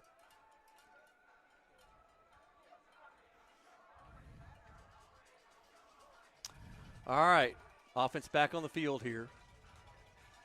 We're right at 2 minutes left in the first half. As we mentioned, Lions trailing 35-7. 3rd and 14 now from their own 28-yard line. Caught the 29. Cosby back to pass. I mean, taken down. Yeah, they're just bull rushing this man and just. He has 1 second back there to throw the pass. All Saints is going to take a timeout here to stop the clock. Why not? So they want more points before they go in at half. Clark Lemon out to punt for the Lions, but first this timeout. I hadn't seen Clark Lemmerman very much this year. Have you, Steve, out there? He hadn't had to punt much, right? Is that what you meant? Yeah, I did. Want to give a special shout-out to our platinum sponsors, Chick-fil-A Grapevine, owner-operator Janice Boyd. Victory Church, thanks to our sponsor, Victory Church. They meet at Grapevine Faith High School on Saturdays at 4 p.m. and Sundays at 10 a.m. Paragon Eye Associates, mentioned them earlier, Dr. Todd and Kayla Ford. Thank you, our sponsor, Paragon Eye Associates. They offer premier ophthalmology and eye care this crew services could use them at 2 locations in DFW. This crew could use them, Steve. Right? Give some coupons out. Todd and I went to Baylor together. I think I mentioned that. We were really? fraternity brothers. Yep. Oh, what fraternity were you guys in? We were in the Baylor Chamber of Commerce. It's a service fraternity, Jack. That's not true. That's 100% true. Is that true? Yes, 100% true. We were in charge of the Bear mascot. We were in charge of homecoming and like the live one or just the live the one? costume? Yes, the live one. Okay. Congratulations on that. All right. That's why you only have 9 fingers. Is that true? That's all. Yes, exactly. Oh, they do get the punt off. That's not bad. Decent pressure there. Oh, I thought I was going to hit that Takes guy. a line roll back to the 45. Whoa! That penalty flag comes flying in, so that's going to come back. Yeah, they can take it all the way in zone if they want. There's another flag down the side. We'll take them both, 30-yard penalties. Yep. That might have been against the Lions. We need to see. Scott Hadaway or whoever got blocked there may have been in the wrong spot and shouldn't have been there.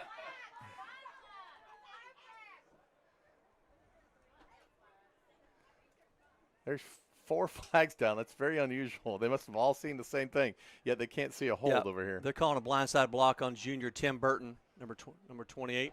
Now they've got a second one on Kellen Wright. So 2 penalties. They're only enforced the 1, but a blindside block.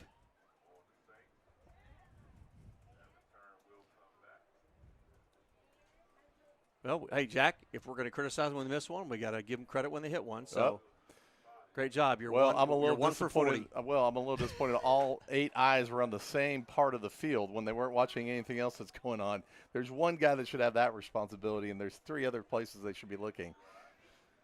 That's going to back the Saints up to their own 32-yard line. 1:38 left here in the first half. Not going to bend over. Oh, did bend over a little bit on that one. He's got it down, though. It doesn't move once he drops that ball. I mean, it just kind of bounces him. Mr. Director Brian Partridge know that we'll go with the Lionettes and the cheerleaders first, assuming that they're first in halftime, and then we'll go to our stories of faith with Jensen. But first things first, 1:38 left here in the – Yeah, let's shut this down. Yeah, defense needs to come up big. The Saints are not satisfied with a 28-point lead and looking for some more. Man in motion out here to the side. Beard back to pass. Oh, my gosh. Thank you. There's a penalty flag. My goodness. Jude Seals got absolutely tackled and taken down. Yeah, just a little holding on number 71. It's a little too late, though. You kind of ruin the flow when they've been doing it. I'd hate to say it all night, but well, again, I'll give them credit. They got it. In front of everybody. There's 3 other holds. Yeah, no doubt. Yeah, they're missing. Yep, no doubt. So that's going to back them up another 10 yards. 1st and 20 now for All Saints. 1:30 left here in the first half. Lions trailing 35-7.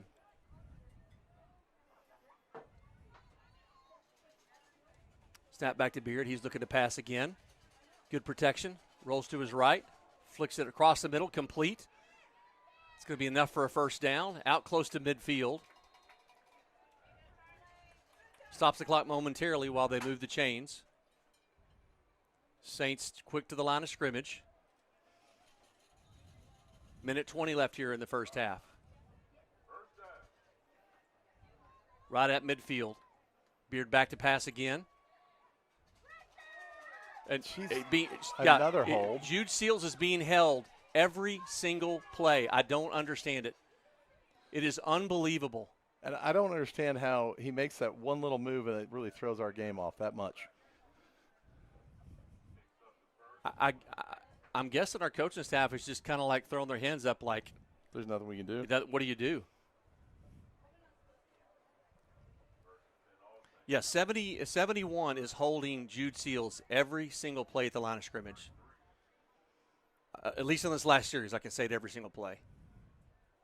Just if you're watching on TV, it's right here, the guy on the pass here to the near side in the corner. Good coverage there by Cannon Hunter. The ball falls incomplete. Yeah, Cannon had his head turned back towards the quarterback, too. Yep. Good coverage there by Cannon. Got the fans crowd riled up for that one. Good defensive play there by Cannon Hunter. Get the crowd going. 55 seconds left here. Lions trailing 35-7. Towards the end of the first half here. I don't think these fans kind of thought that. I don't think so either. Saints substituting out a couple of folks. They've got 3 receivers now here on the near side. One on the far side. Empty backfield for Beard. He's back to pass up. They've got him in his hands. He somehow gets rid of the football. How did he get rid of that football? Wow. Man, Beard is not that tall. He's listed at 5'10", 200.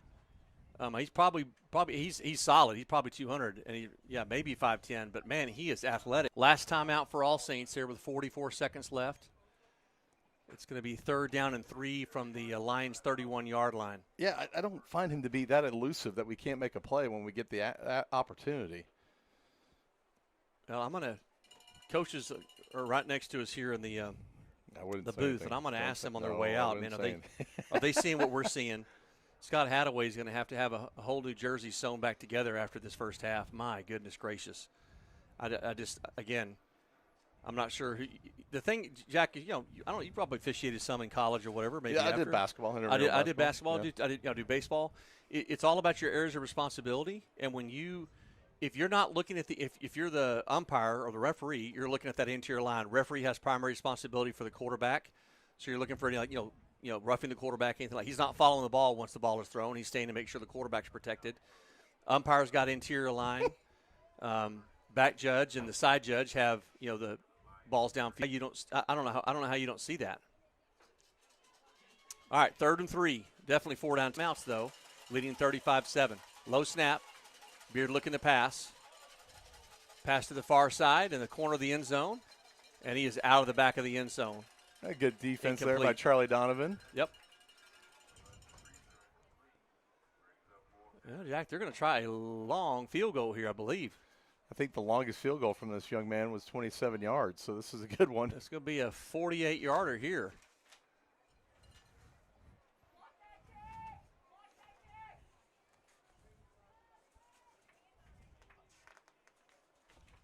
So they're lining up for a field goal. Whether or not they actually go for it, we'll see what they keep your eye on it. Yep. 48-yarder here from All Saints. Snap is good. The hold is good. That's a good kick. It is a no good though. No good. Yep. Nice leg on it though. Yep. Not a bad kick. There's a penalty flag down, of course. So let's see what this is.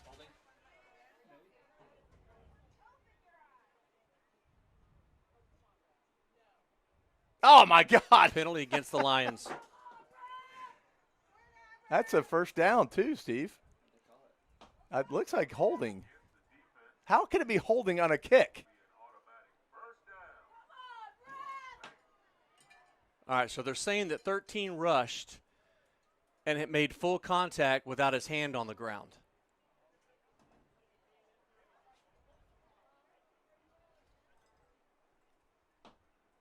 Have you ever heard of that? No. If you don't have your hand on the ground, you're standing up, you cannot rush, apparently, full contact. You can come in and rush, but you can't make full contact. That's the first I've heard of that. That's the first this referee crew have heard of it as well. 33 seconds left. Saints back out on the field. Lions defense, man, they've just got to be exhausted from this first half. Snap to Beard. Pass to the corner of the end zone. And let's see if they – touchdown. Goodness gracious. And a penalty flag. They're going to call a roughing the passer against the Lions. That one they got. They got those. They've got the penalties against the Lions. They've got definitely have those. And now. I watched that. I did not seem to think that was roughing the passer either, but I did see 22. Well, unless that's not a flag.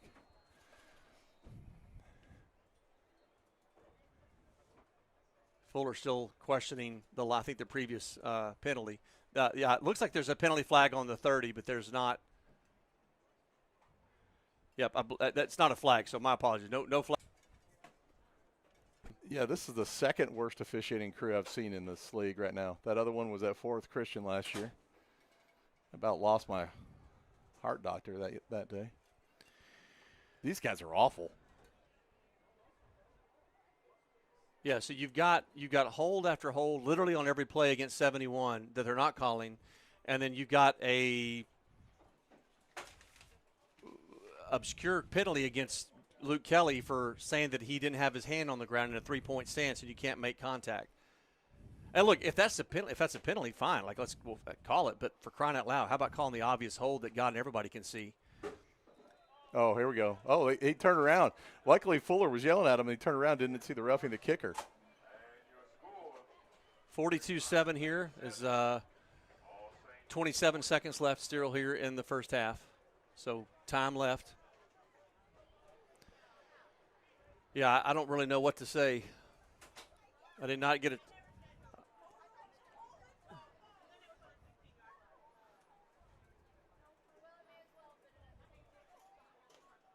All right, Coach Fuller was just told by the official that he understands his frustration, which I don't think they do.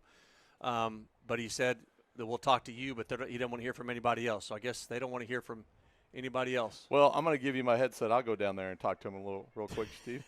Jack, I think you're excluded. They would talk to you if you want to go talk to him. I just want to talk to the ref real quick. Well, Lions trailing 42-7 here at halftime. 27 seconds left in the first half. Again, coming up at halftime, we'll have performances from your Grapevine Faith cheerleading squad and the Lionettes, followed by our stories of faith this week with senior Jensen Anthony, who's a center on the football team and involved with some other things you'll get to hear about.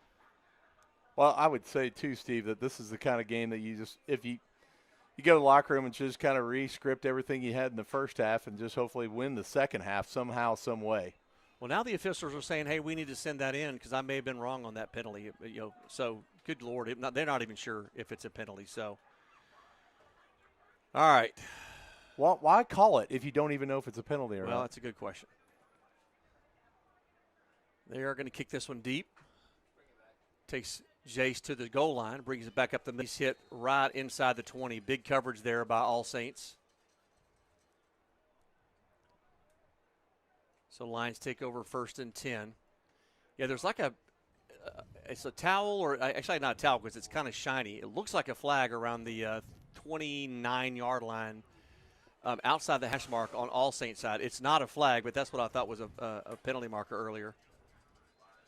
Well, I'm going to put this crew on notice again, just like I did that crew at the Fort Worth Christian game, Steve. All right, so the great Brandon Tucker, we'll talk about this here, probably talk about it at halftime. Apparently there is a rule that Brandon just texted me about, so we will see. Lions have to take care of the football, though. 21 seconds left. You'd think they hand this off, Jack, just to get there's a handoff to Luca. Brings it here to the near side. Sharippa. Hit it. Sorry, Mateo. My apologies. Yep, to Mateo Sharippa. Takes it out to the 25, so gain of 5 on the play. He's got none. He has had no running room today, Steve. All right, so apparently it's a long. We'll get into it, but there's a new rule governing how teams can rush field goals and extra point kicks.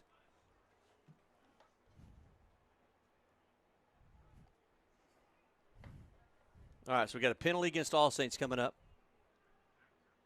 Kellen Wright flagged for a dead ball penalty. But a penalty against All Saints that takes the ball out to the 40-yard line. 10 seconds left here. I assume this is probably the last play, short of a defensive penalty or something. Let's see. I think the Lions do take a timeout. They had 2 left, so they're going to take this one here to talk things over. Yeah, again, uncharted waters here for the Lions, being down 35 points. Yeah, I don't know that score is really indicative of how they've played in this first half. think they've had their challenges for sure, but, you know, I don't know. These refs have really taken the air out of the balloon for us. But you said it. You got to fight through those challenges, Steve. Yeah, I got the sense, Jack, that Fuller not ball up 35 points, but I mean, you just got to stop it. And you got, again, your offense has got to sustain the drive, Jack. Yeah. You got to keep the defense off the field. You got to sustain the drive and put points on the board. 10 seconds left here, so we're obviously talking about needs for the second half. But 1st and 10, Cosby back to pass. Pass here to the near side. Complete. Out over midfield. Enough for a first down. Complete to Charlie Bunch. That'll move the sticks. The Lions are going to take their final timeout of the half. So 2 seconds left. Sorry, 5 seconds left. I think if you look at the plays in the first half, Steve, you're going to look back at about 5 plays that should have gone a little bit differently for us, or could have gone a little bit differently, and would have made a little bit of a difference in the score.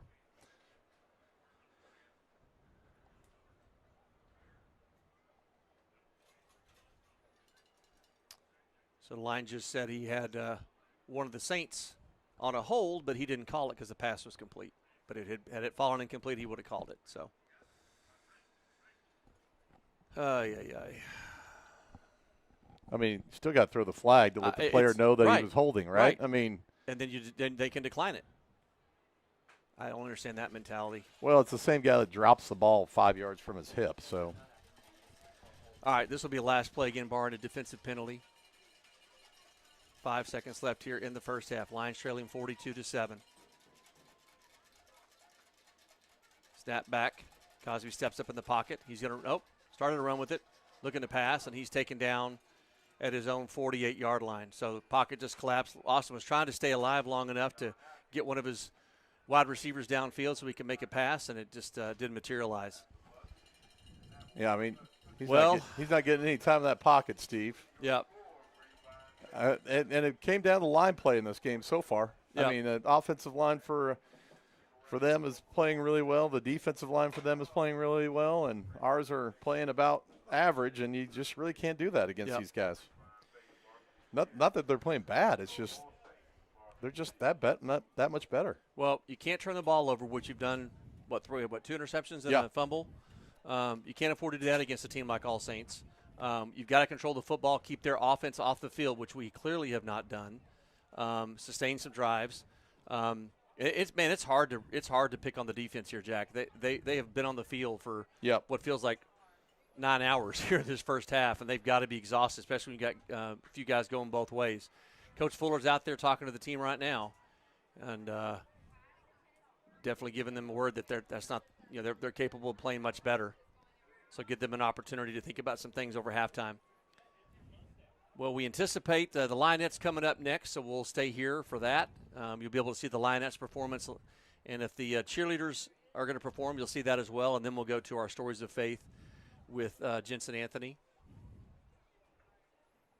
So, again, Lions not in an enviable position right now, trailing 42-7 at halftime here at All Saints. So we'll stay here, bring you the halftime performances by the Lionettes and the cheerleaders, then our Stories of Faith. You're watching Grapevine Faith football on the Grapevine Faith Sports Network.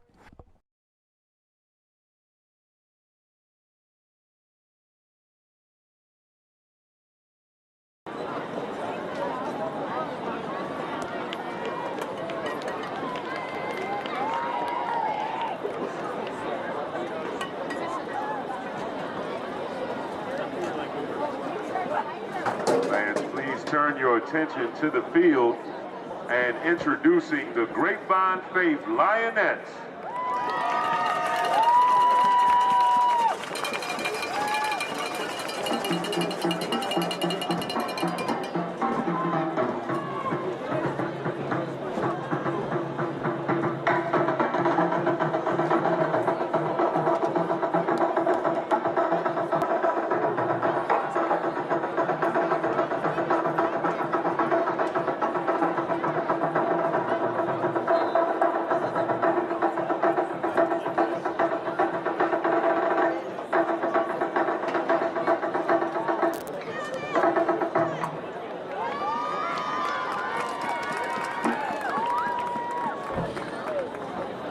The Lionettes are under the direction of Hannah McClendon and Gabby Robles. The officers are Chaplain Francesca Mitrani, Social Officer Ash Eckhart, Dance Officer Adelie Khan, Dance Officer, Captain Ruby Clark, and the Lionette of the Week is awarded to Mia Marino. The Lionettes will now entertain you with their game day kick routine.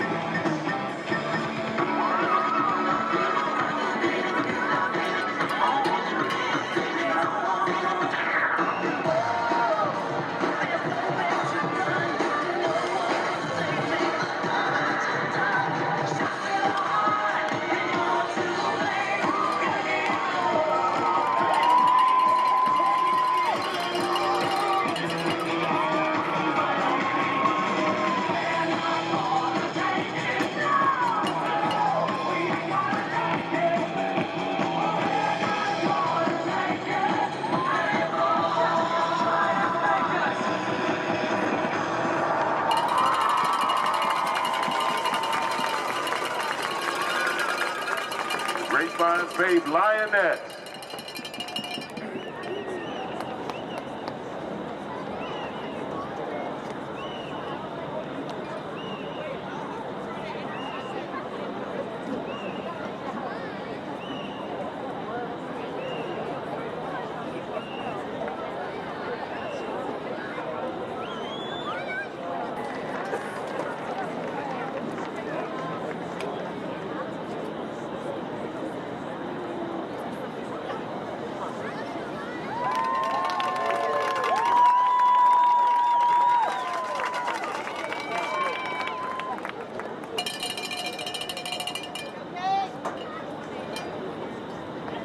Fans now welcome to the field the Grapevine Faith Varsity Cheerleaders.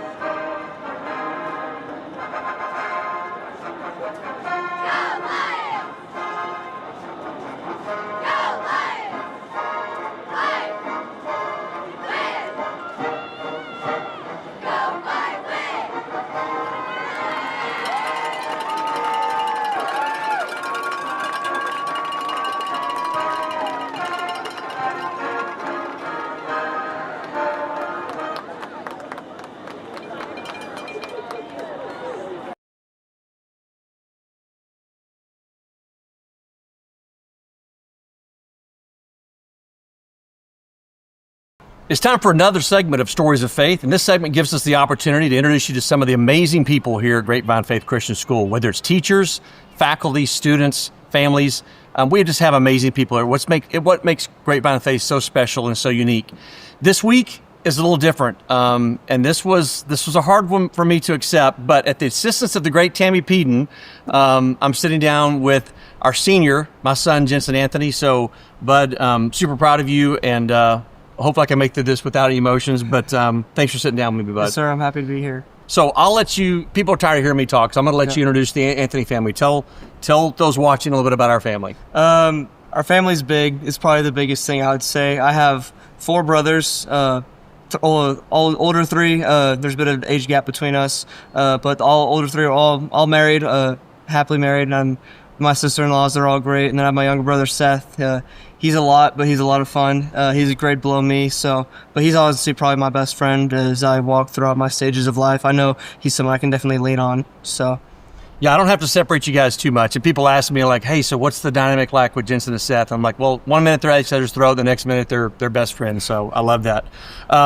So, we live in a great community with great schools, and, so proud that you and Seth attended those schools. But after your 4th grade year, you approached me and Mom and just said that you really felt like God was calling you to a private Christian school.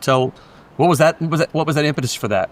So, as pre-K, I went to a Christian pre-K over in Southlake, and I knew something changed when I went from pre-K to kindergarten, as their faith wasn't as openly discussed as it once was. I wasn't experiencing the same Bible lessons. I wasn't getting to go to chapel and sing songs about Jesus. So it felt like almost like there was something lacking in my education, as I was getting knowledge and I was getting wisdom, but I felt like I wasn't gaining faith almost. And so when it came to my 4th grade year, I knew that was something like, hey, Mom and Dad, I really want to, is there a way for me to pursue education with Jesus? And that's when y'all kind of started talking to me about, hey, there's something called private Christian school that you can attend to, and we're open to going to tour those and look at those. And so that's kind of where that all started.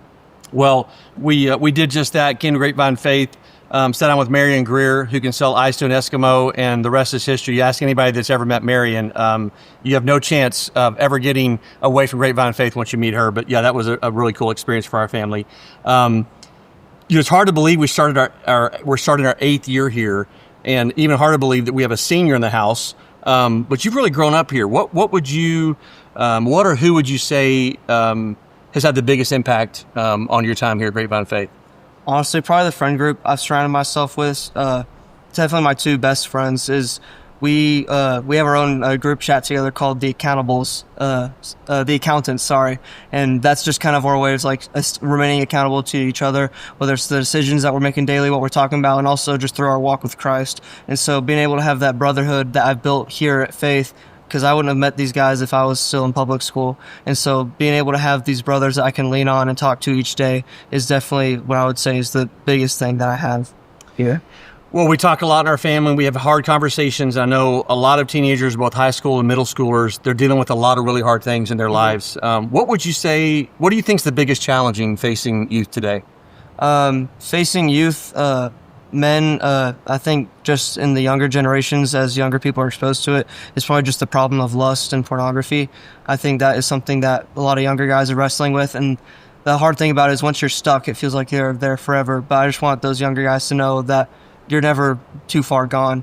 And what I've told myself is that today was the last day, and so that was something that I was able to move on from, is that I know that if I choose Jesus each and every day, he's going to help choose me, and as I get to continue to walk with him.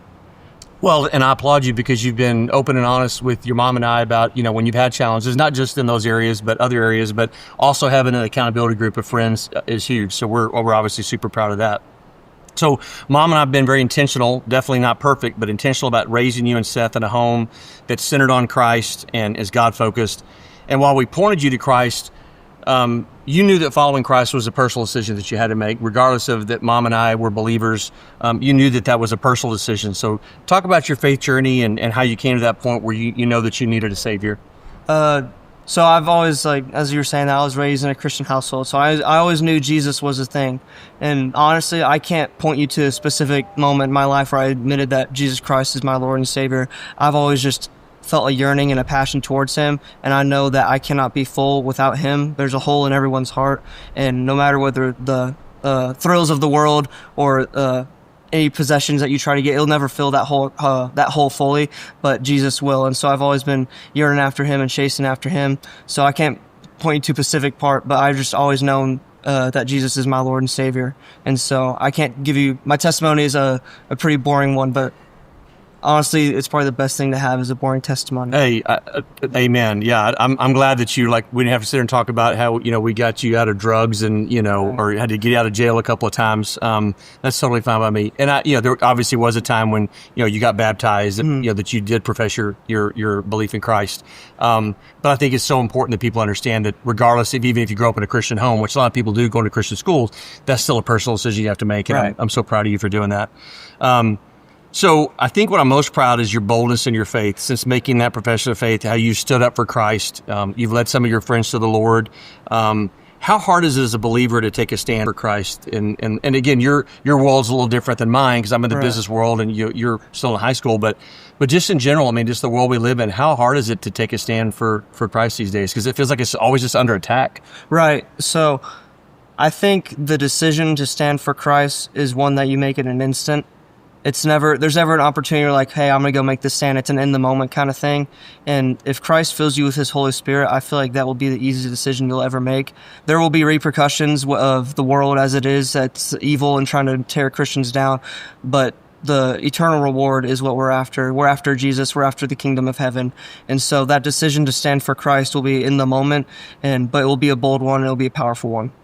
For any students that are watching this, what would you encourage them to be? I feel like that if you're willing to stand up for your faith and be bold, there's somebody else that's just waiting for, like, I wish somebody would stand up, and if they do, I'll join in with them. And you find that you're not on an island. What would your encouragement to those students be that might be watching this about that might be hesitant to stand up for their faith, but you encourage them to be bold?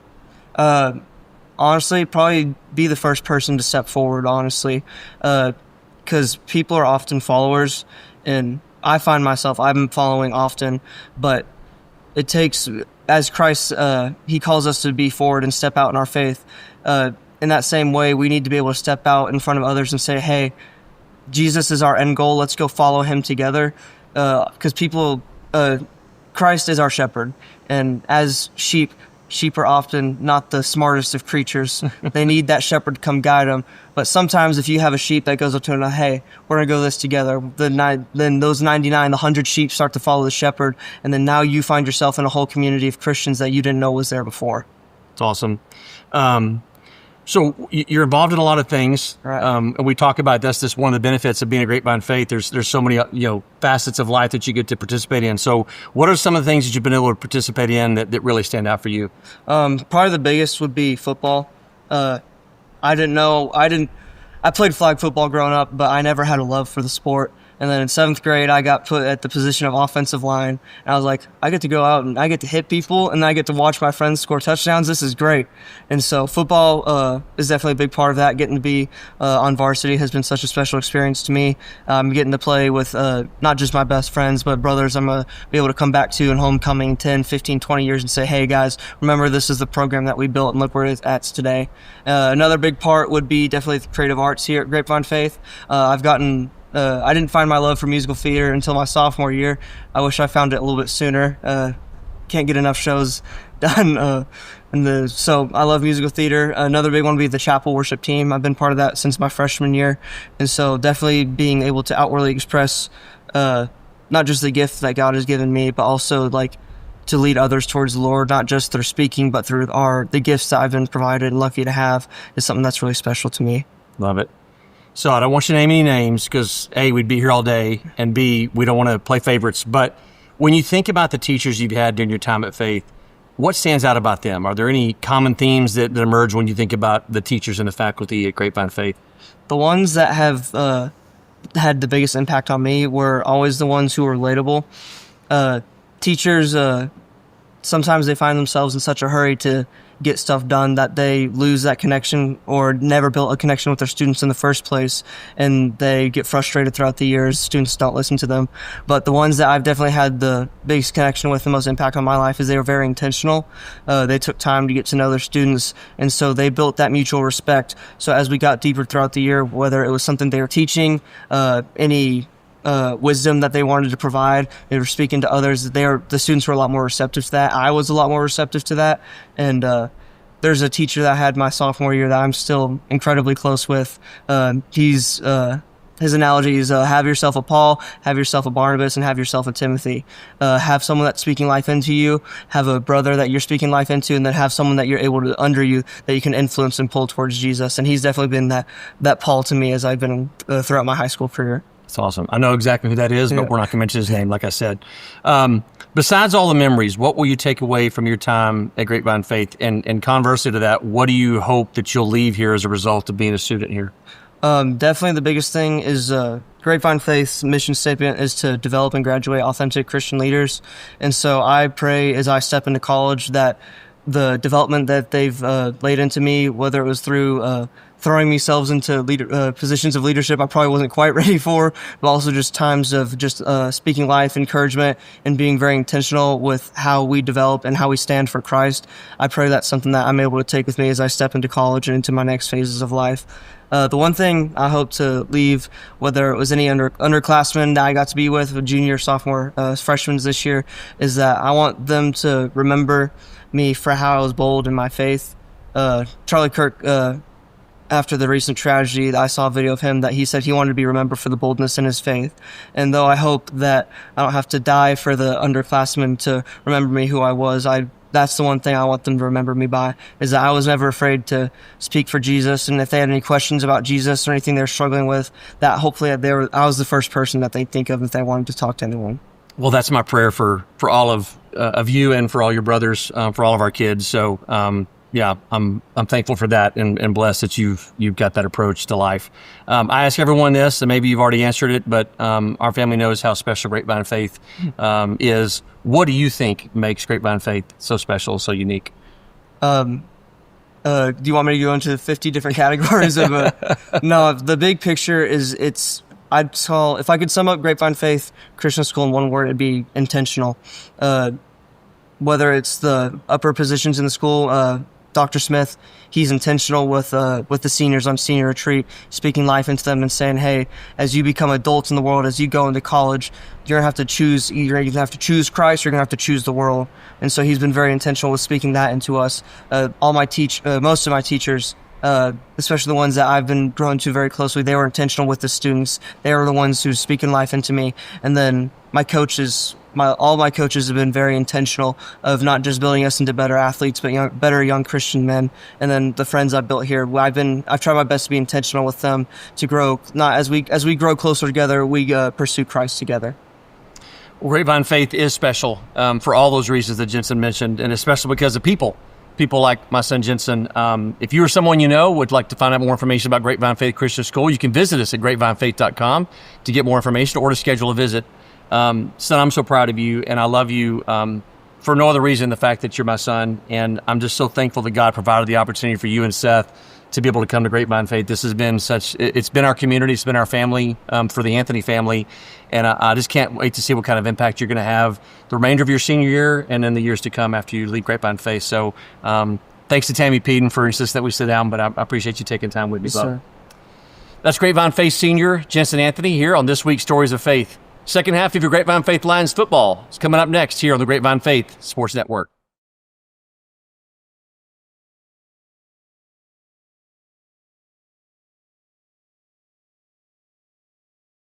As the Texas heat gives way to cooler days and chilly nights, the comfort of your home depends on a reliable heating system.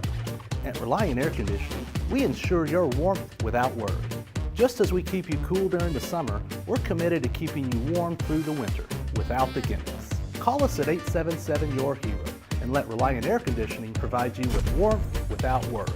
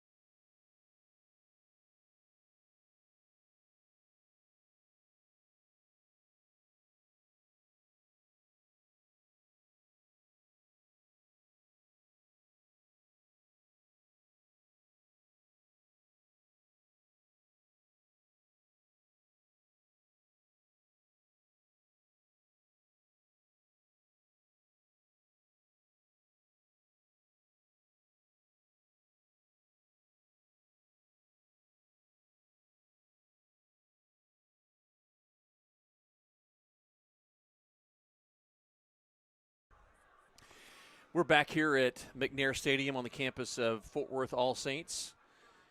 Teams making their way back to the field at this time. Jack, we talked about this. Frustrating first half for the Lions. Again, your one touchdown by the Lions, Jacob Montez on a 90-ish yard kickoff return for a touchdown. Your poor defense on the field a lot. You couldn't sustain drives, and you can't get the running game going, and that's really what you need to get the passing game going. All Saints has had such an effective rush that if you drop back to pass and try to throw deep every time, you put Austin Cosby, at risk of getting clobbered. So it's just they're going to have to figure it out. I have no doubt Coach Fuller brings that expertise and experience, so no doubt he's going to make some adjustments at half. And his coaching staff a lot to talk through, but man, just a tough first half for the Lions. Man, Steve, I went down at halftime to kind of see what to do, and I've had to write down some topics that we're going to have to talk about in the second half if this keeps going.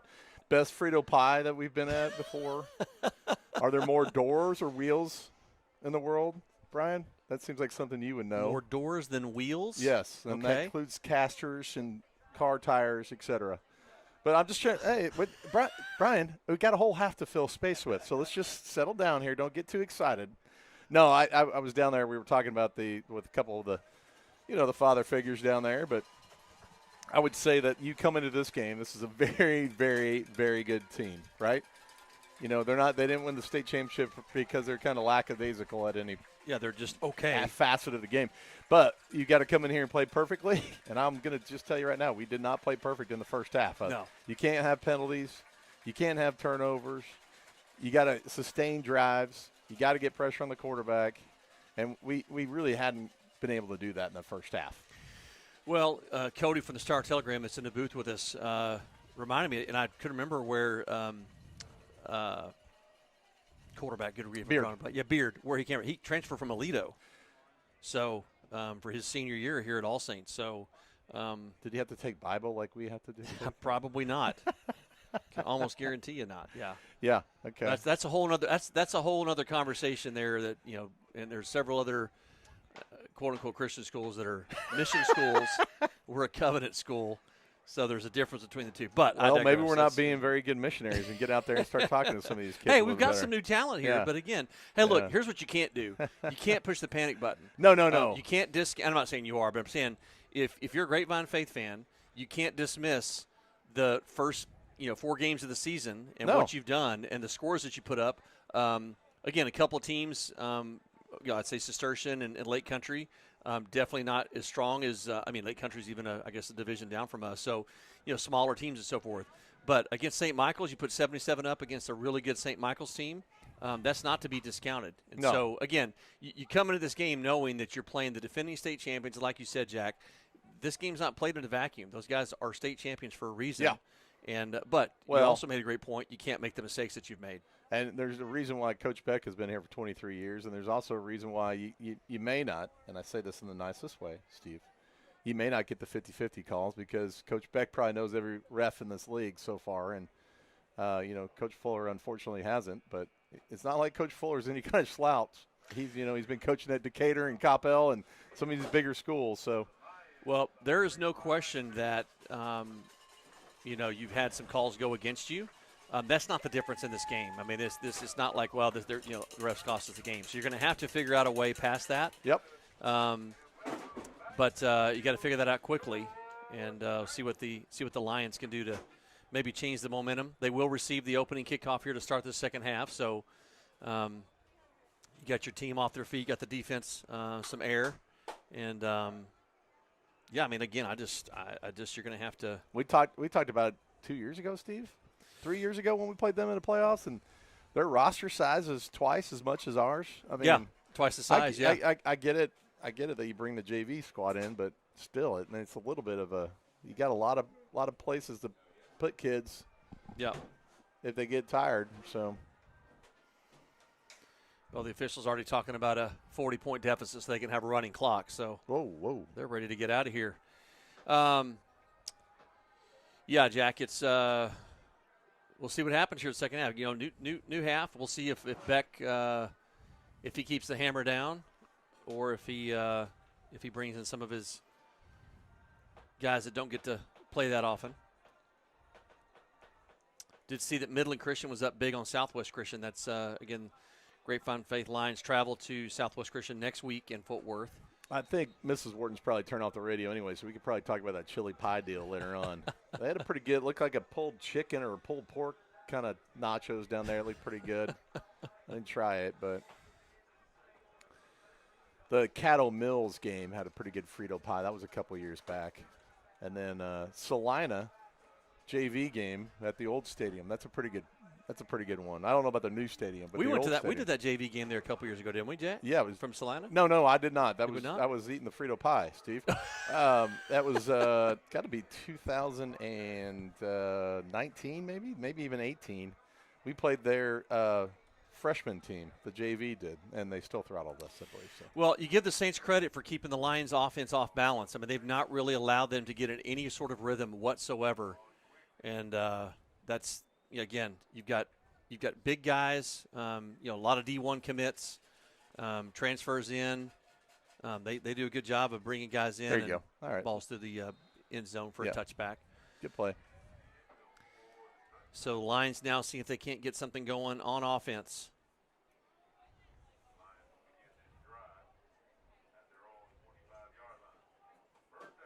So 1st and 10 from the Lions for their own 25. Just to let you guys know, we did get access to the Wi-Fi on this side of the stadium where All Saints has a great visitors press box. It's awesome. Yeah. So we have solved the Wi-Fi for the second half because we have access to the Wi-Fi. Brian. And we have sent this to, I know the great Dr. Ed Smith is watching. He texted me at halftime. And so, Dr. Smith, thank you for your support. We still need help on the Wi-Fi situation. All right, there's Montez in motion. Handoff to Montez around the right side, looking to pick up a couple of blocks, and he does. Gets out to about the 30-yard line, so gain of about 5 to 31. So call it a gain of 6 on first down. But, yeah, we realized that first half was glitchy. This should be smooth sailing, knock on wood, if I don't jinx this here. Okay, we got to take the chili pie story off. She's still listening, by the way. We can't talk about that. She doesn't want to know I eat chili pie when I'm on the road. 2nd down and 4 for the Lions from the 31. Snap back to Cosby. Play action. Rolls to his right. Passes, almost intercepted. Intended for Charlie Bunch, and that was thrown into some traffic there. Yeah, we need a good drive here. The umpire's still not bending over to put the ball down. I can't believe he's this lazy, but whatever. I don't know if what you want to do here. You don't want to show much for next week's video. You don't want these guys to be looking at this and figuring out what some of your play calling is. 3rd down and 4. Lions looking to pick up a first down here. Pass here to the near side. Intended for, that is intercepted. God. Almost intercepted. Yeah, golly, that was close. I thought he came down with the number 28 on the coverage there on Jacob Montez. Yeah, I thought Jacob actually wrestled that away from number 28, but and then 28 got it but dropped it. See what Lemmerman's coming in. Lemmerman's coming in. Yeah, you got to punt the ball here. Yeah, you can't give the Saints the ball at your own 30-yard line here starting the second half. So. But, we have fixed the Wi-Fi here for the second half, so this hopefully should be hopefully smooth sailing. And, again, we're going to look for better options for next week on the road. The ball, not Limmerman. Oh, it is Mateo. All right. That's offsides. Good kick. Really good kick by Mateo Sharippa. Back to the 35. Stay in that lane, boys. A lot of grass in front of him. He's looking to pick up some blocks, and he does. He's still on his feet. Goodness gracious. No flags on the play. That's going to be a touchdown on the punt return. Maybe our guys are a little shocked that our punt went that far. Keon Atkins, that's their big outside linebacker, but clearly can return the football as well. Well, Jack, good news, bad news. Bad news is you're now about to be down 42 if they make this. Good news, it's a running clock, or bad news, it's a running clock. So.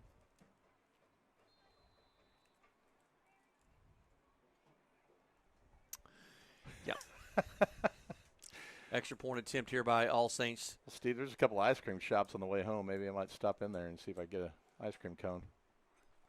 Wink, wink, Brian. Yep, and the clock is going to run here with the Saints up 49-7. Well, I mean, it doesn't matter if they score more points than you lose the game. I mean, this was a game you knew you couldn't win necessarily on paper, but you had to come out and play. So I mean, as I heard some of the guys down there, just let's not get hurt. Let's not get anybody else hurt for the rest of the season. This is going to be probably your toughest game. It is going to be your toughest game remaining on the schedule, but then you go to Midland, I think, is the second toughest out of all these games we've got left. But you got to beat Southwest Christian, Fort Worth Christian, and what's the other team? Midland. No, there's another one. Oh, FWC. No, I already said that. FWC, Southwest Christian, and Midland. No, we have Midland Christian. Lubbock. Oh, Lubbock. Yeah. Lubbock. Okay, I'm sorry. Those are the 3 games you got to win. Oh yeah. Yeah. Well, that's not really Lubbock. It's South Lubbock, so that doesn't really count. No, I mean those are the 3 games you got to win, right? When we started the season, that's the schedule you had circled. Are you leaving? Are you still here, Steve? I am. Hello? Okay, all right. I am, but I'm listening to the officials talk, Okay. and I feel like I need to reach out to the chapter president and let him know that, hey, you might want to let your officials know that people are listening, and some of the stuff they're saying is salty. Well, that salty was last week. There was no less than 20 F-bombs and 15 GDs from the crew last week. Yes, it was awful. It was awful last week. Very, very, it was completely disrespectful. Not directed at us, but just on the microphone. The referee was belittling his crew. It was unbelievable. Yeah. It wasn't directed at anybody. But does this guy belittle his umpire that just drops the ball? These guys are saying now, they're like, that now that they're going to – he said White's going to play the victim, and we had a big meeting before the game. We're out to get him. So he's basically, my gosh, dude, we're down 49-7 to the defending state champs, and you guys have missed, a ton of holding calls. So, we're going to be a little frustrated. Kickoff now to Jace Walker at the 5. Still on his feet. Taken outside the 25-yard line, closer to the 30. Good return. They had a little bit of a kind of a tomfoolery on that play. They had a tomfoolery. Had a little ticket reference there. Had the other one of the other returners kind of come around the side. Looked like it was going to be a handoff, and I think they bit on it a little bit. Got a couple extra yards out of the play. So get a little bit of breathing room here for this offense. Hopefully they can get some sort of sustained drive going. Yeah, you're just facing a really good All Saints team. That's the long and short of it. Let's get a score here, though, Steve. Yep. It's tied up second half. Cosby back to pass, keeper, and he's taken down immediately. I mean, that's a tough play to call there, but try something, I guess. Loss of a couple on the play. It's going to bring up second down and about 12. Yeah, again, just hard to get in any sort of rhythm against this tough All Saints defense. A little tighter formation here on second down. Snap back to Cosby. Play action. Look at the pass here to the near side. Stepped in front of it, intercepted by number 22. And that's going to turn the ball over in Lion territory. Caleb Clark, the senior free safety, stepped in front of that one.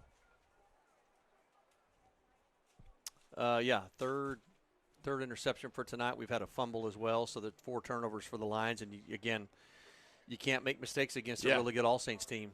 I think we've been in the plus category every game on the turnovers. Boy, he really kind of had All Saints on the ropes real early. But man, I thought, well, heck, we got a chance here. Beard back in the game here for the Saints. Handoff around the left side. Cuts it back towards the hash mark up towards the middle of the field and spilled out around the 30-yard line. Gain of about 4 on the play. Running clock here, 6:23 left in the third quarter. Lions down 49-7. Well, Coach Fuller talked about this a few weeks ago on the Mike Fuller Show, and he talked about the fact that you learn a lot.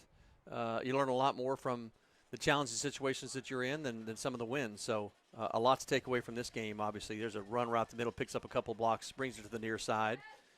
Still on his feet, still driving. Yeah. Big run there by number 25. One thing, I'm probably not going to be happy to show up at practice on Monday because there's no school. Those guys could go a little bit longer probably on Monday. Yeah. Drew Neander with the run there. First down for the Saints. Yeah, Jack, I said it at halftime. My hope is that other teams will look at this game and be like, yeah. Grapevines, they had a soft pre-district, non-district schedule. They're nothing. I hope they just look right past us. I hope that's what happens. Well, I think this is kind of USA versus Russia back in 1980. They blew us out in that exhibition game. But am I saying they're commies? No. I'm just saying they act like Russia sometimes. Well, I'm distancing from that, folks. Yeah.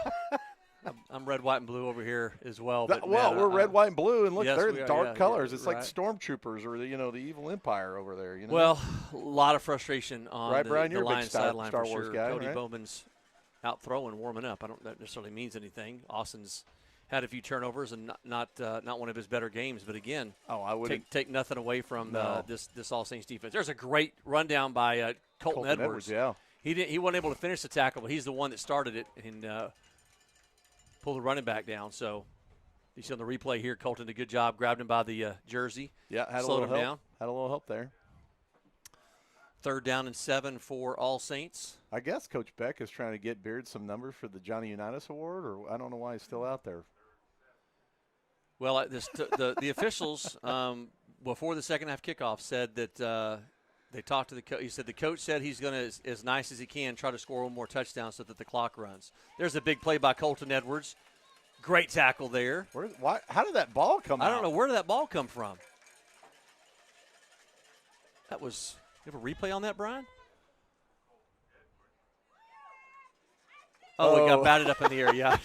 So he got tackled, and Colton just swatted it out of the air. So All Saints going to attempt a 35-yard field goal here.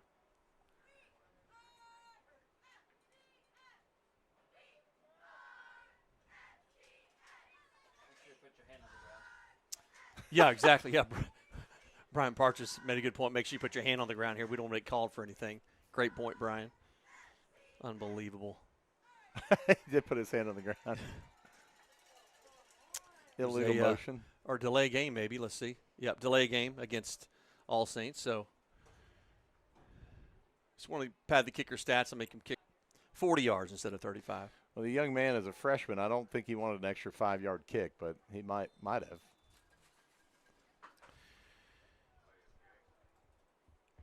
Yeah, this has been a tough one to call tonight, Jack. We've had some tough ones over our lifetime, Steve. There's no doubt about that, yeah.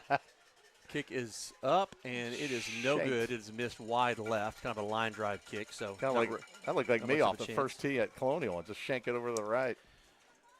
Cody from the Fort Worth Star-Telegram gives me an update here in the third quarter. Midland Christian up over Southwest Christian 42-14. Mustangs up 42-14 in the third quarter. Thank you, Cody. Brian's again. He's on top of it, flashing no good on his screen. Hey, this guy, listen, tell you what, he has really taken the bull by the horns on this production and doing such a great job. We really do appreciate it, Brian. And I'm not kidding. Every single week I get texts, people after the game, they talk about the quality of the broadcast. The number of texts you get is, why is Wharton still on the radio? That's yes. Second one is, that's a great production. The first question is, why is Wharton still on there? But second to that is, man, the quality of the broadcast is so great, and that's 100% due to Brian Parks. So Brian, appreciate it. Pass intended for Jacob Montez falls incomplete. Cody Bowman in there now. Steve? Cody in at quarterback. Yep, giving Austin a little break and just trying to get a little different look here. Well, I think this is important for later on in the season. In case something happens ever. For sure, yeah. Lord forbid if anything happened to Austin. This is not, this is not a loss of confidence in Austin Cosby by any means. You're just going to give the offense a little different look, see if you can't make something else happen here. What's going on here? We got substitution. 72's coming out. That's Bear Couch coming off. I'm not sure Number if he's 60 got going in. Yeah, Dak Davis going in. I don't know if he's looking at. If he's got a. Oh, Bear's got. Look, he's wiping his arm. I don't know if he was bleeding. He got cut or turf burn or something, but he's having to wipe that off. So they made him come out of the game. Snap back to Cosby. Pass here to the near side, complete to Montez. Bowman tries to cut it back up. Yeah, sorry, Bowman. There's Montez still on his feet. Cuts it. Ooh, almost escaped that tackler. Gets out to the 27. Call it the 27-yard line. So nice second down Passing catch there from Cody Bowman to Jacob Montez. Brings up 3rd down and 7. I thought he had a little bit more than that, but it's where they ended up spotting the ball. So well, he ran for 45 yards. he ran east-west. He did run a ways. Mateo Sharippa in the backfield next to Bowman. 3 receivers on the near side with 1 on the far side.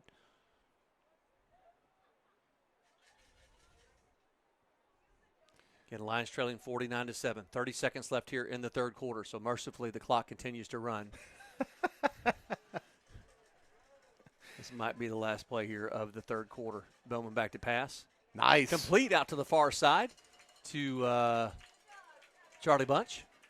And that is a Plains Capital first down for the Grapevine Faith Lions. Haven't had many of Plains Capital first downs tonight. We have not. We need to get into that Reliant air conditioning red zone is what we need to do, Jack. So that's going to be the last play of the 3rd quarter. And mercifully. Well, again, they gave up 1 touchdown in the 3rd quarter, which is 7-0. We can win the half.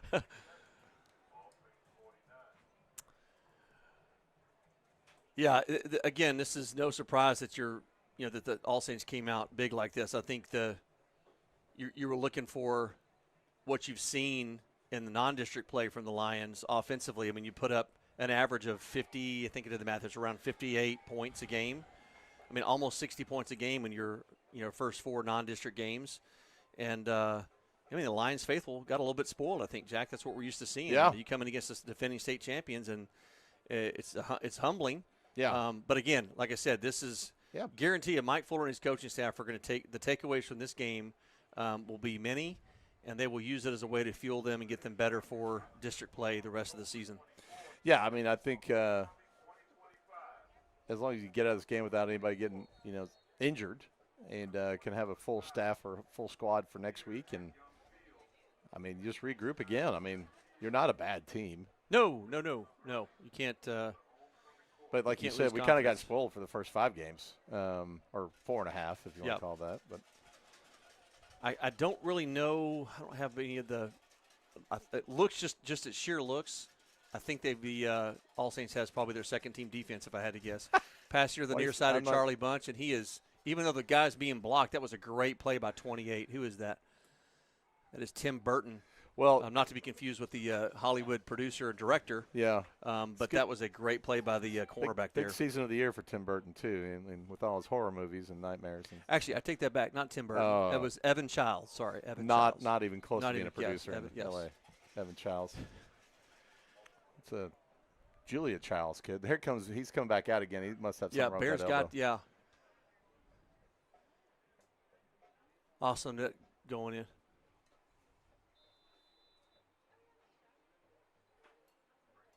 And they're going to have to patch him up. I think Bear's got some on his left forearm, got a turf burn of some sort. So Cody Bowman with Mateo Sharippa in the backfield with him. Yeah, give Bowman some time here. He's doing pretty good. He's had some pretty good minutes in the past couple games. Snap back to Bowman, looking to pass. Good protection. Rolls to his left. He's going to keep it. A lot of room to run here. Out over the 40, and he slides.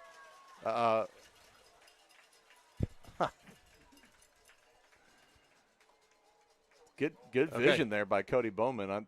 One of the other officials literally said, "Hey, you didn't have a late hit on that?" And the guy said, "No, I did not." So even the other officials are seeing it. So anyway, they're ready to get out of here. Interesting. Yeah, yeah. Write your congressman. We need this Taps crew suspended like that other one from Forward Christian. If I see those guys again, I'm going to vomit. Snap back to Bowman. Pass here to the near side. Throw behind Jace Walker. It was Charlie Bunch was in the vicinity. I think it was actually thrown behind Jace as opposed to short of Charlie Bunch. But that ball falls incomplete. It's going to bring up 4th down and 2 for the Lions at their own 42-yard line. And clock running here in the 4th quarter. Lions down 49-7. The Lions only score tonight a Jacob Montez kickoff return. I think the umps are trying to get over to Coach Beck's house. They've got a cookout afterwards. So. Did I say that out loud? Did I say that? Hey, is this Cody, mic on? Cody from the Star Telegram, you're keeping him entertained. So, is this mic on? Yes. Okay, sorry. Cody was at the Southlake game last night. Bowman looking to pass. Nope, falls incomplete, intended for Montez. God, that Southlake machine, that's a machine. There's talk that this may be the greatest South Lake team like ever to exist. Like they're just unstoppable. So, they blew out Eaton last night. Well, the All Saints is going to take over on downs at the Lions' 43-yard line.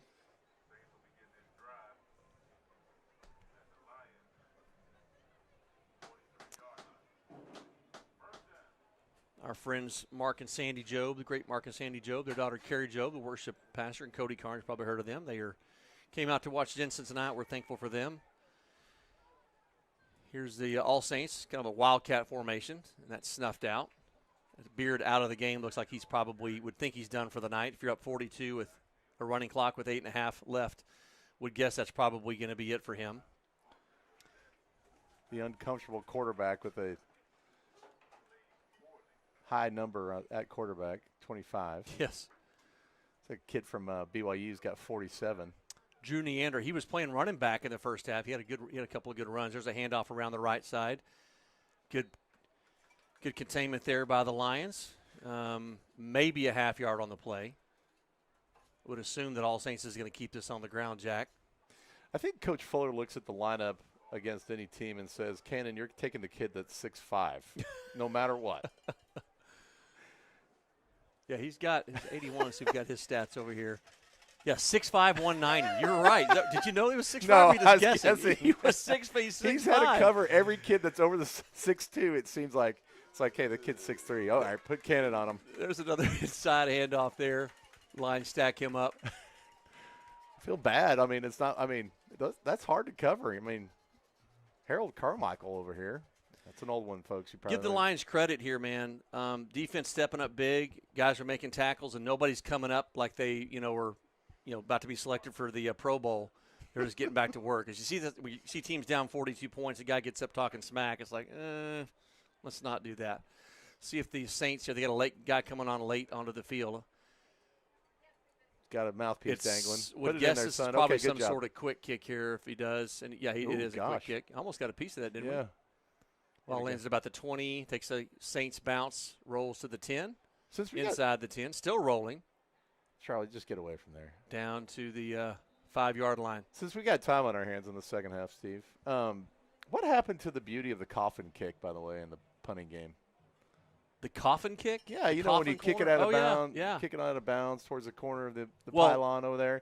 Nowadays, these guys just kick it straight towards the end zone. I don't get it. I guess because they're so good. Talking about at any level football? Yeah, at NFL, I've been watching. They don't ever try to kick it out of bounds. They just try to get it. If it's they're sitting on the 50, they try to kick a 49-yard kick. You know what I mean? Rather than try to kick it out of bounds. Oh, I see. Yeah, they've got that. They'll have like a different punting style. Like they'll kick it end over end, so it hits like at the 5 and checks back up. Yeah, like a wedge. Yeah. On a green. Yeah. I don't know, Jack. That's a really good question. I like the doors and wheels discussion. That's fascinating to me. Here's an inside handoff. Taking down, gain of a couple on the play, maybe. Gets out over the 5-yard line. Brandon Marsh from Southlake is listening tonight. Thank you, Mr. Marsh. Mateo Sharippa on the carry there for a couple of yards. Again, the Sharippa family, shout out to them listening and watching from Boston. Is this the reverse Reliant Air Conditioning red zone? Yes, we're in our own red zone. We need an 877 your hero right now. Yes, we do. Cody Bowman with the nice pass to the far side. Intended for Jace Walker. Had a man couple steps behind him, but just out of Jace's reach. Nicely thrown ball there by Cody Bowman, though. Yep. Clock running. Boy, it's amazing how fast these quarters go, Jack, with a running clock. 5.5 minutes left here in the game. I seem to have left my wallet in my office, so I have some time to run back there now.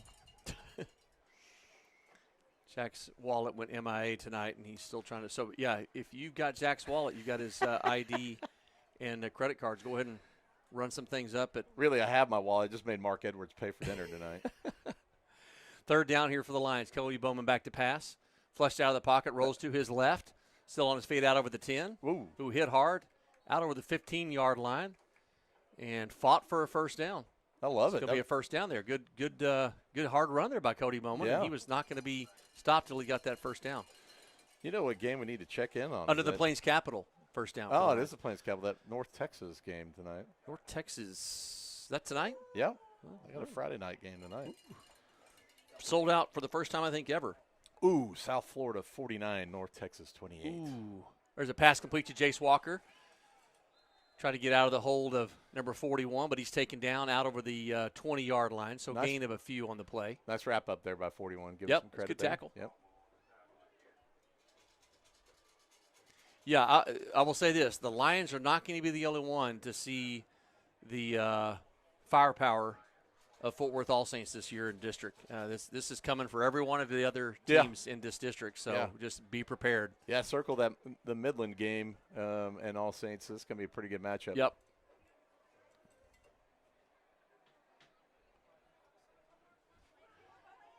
Bowman back to pass.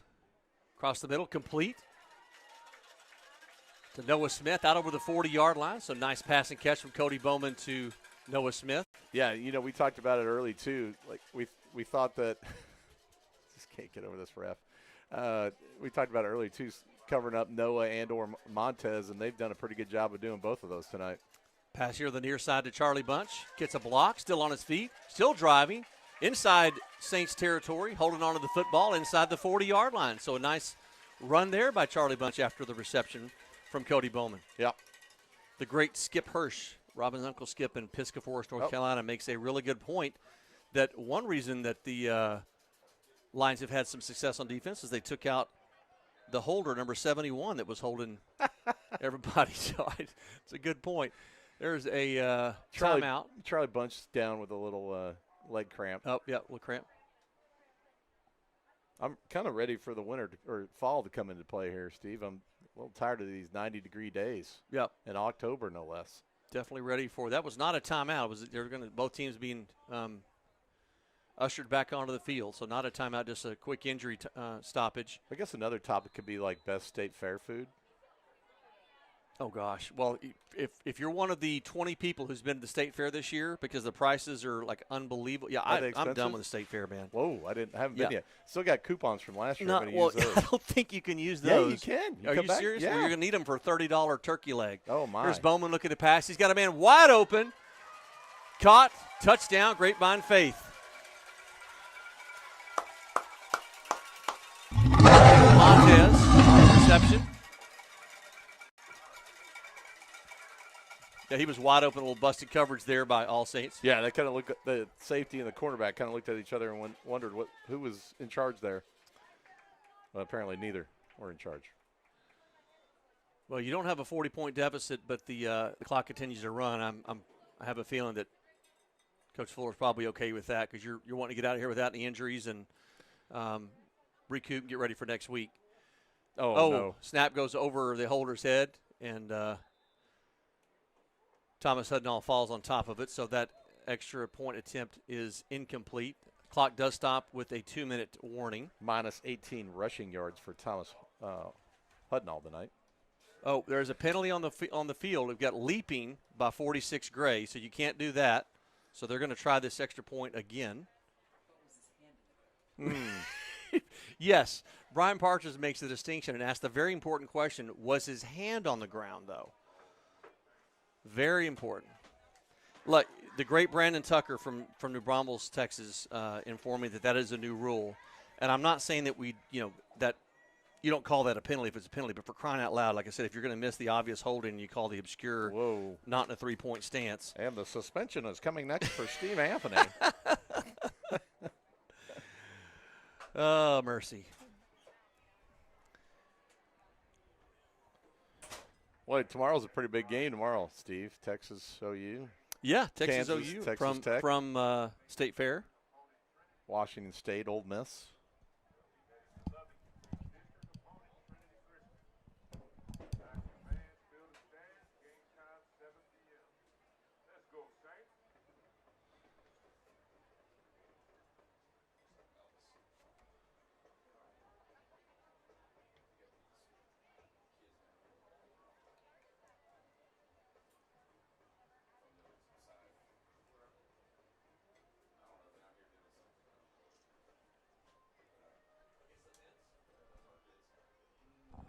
Yeah, that's Wharton.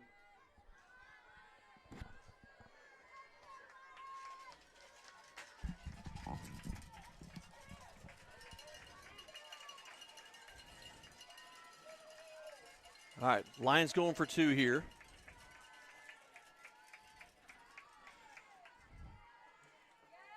And it is good. 2-point conversion is good. Brian, we're getting comments that they love the camera replays, love the instant replays.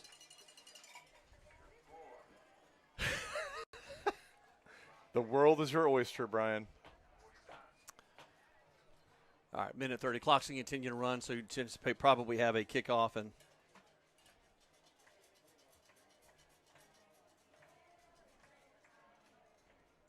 hey, we won the second half, by the way. That's right, by golly.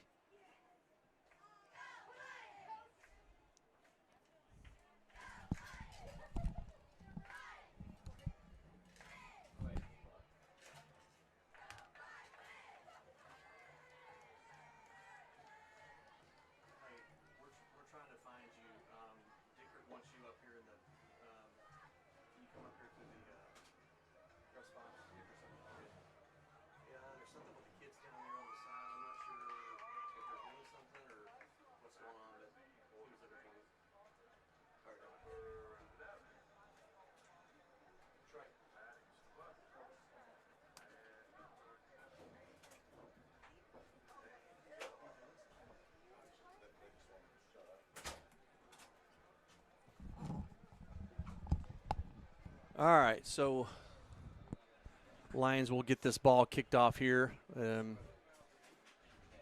Thomas Hudnall to kick. Guess there's a contingency of All Saints students over on our sideline that are talking to our team. I don't think they're asking them out for ice cream after the game either. Mm-hmm. So that's going to be it. That's going to be the last play of the game. So, well, Jack, 49-15 is your final, but we sure didn't feel that close. Had a running clock the second half, and officials are out of here at 9:30, and they're proud of it. So hope they have a great evening. Hey, we're glad to be joined by Cody from the Fort Worth Star-Telegram, giving us some updates. Cody, thanks for sharing the space with us, man. We appreciate you, brother. Appreciate all you do for high school sports. Yeah, come on out to Grapevine Faith one time, Cody. Just not against the All Saints when we're playing All Saints. That's all we ask. So, yeah, look, you got defending state champion All Saints coming up big here, and I think you got a lot to work on, Jack. But I think you found some things that you need to work on, which is going to help you in district. But not the result you wanted, so you're going to rebound and see what you learn from this and see if you can't regroup for next week on the road again at Southwest Christian. We'll bring that to you live. Kickoff at 7 o'clock. Join us early for the Coach Mike Fuller Show. And, again, we'll look forward to seeing you next week. So for producer, director Brian Partridge, the great Brian Partridge, Caden Railsback on our camera. Thankful for him and his work tonight. For Jack Wharton, this is Steve Anthony saying so long. Your final All Saints 49, Grapevine Faith Lions 15. You've been watching Grapevine Faith Lions football on the Grapevine Faith Sports Network.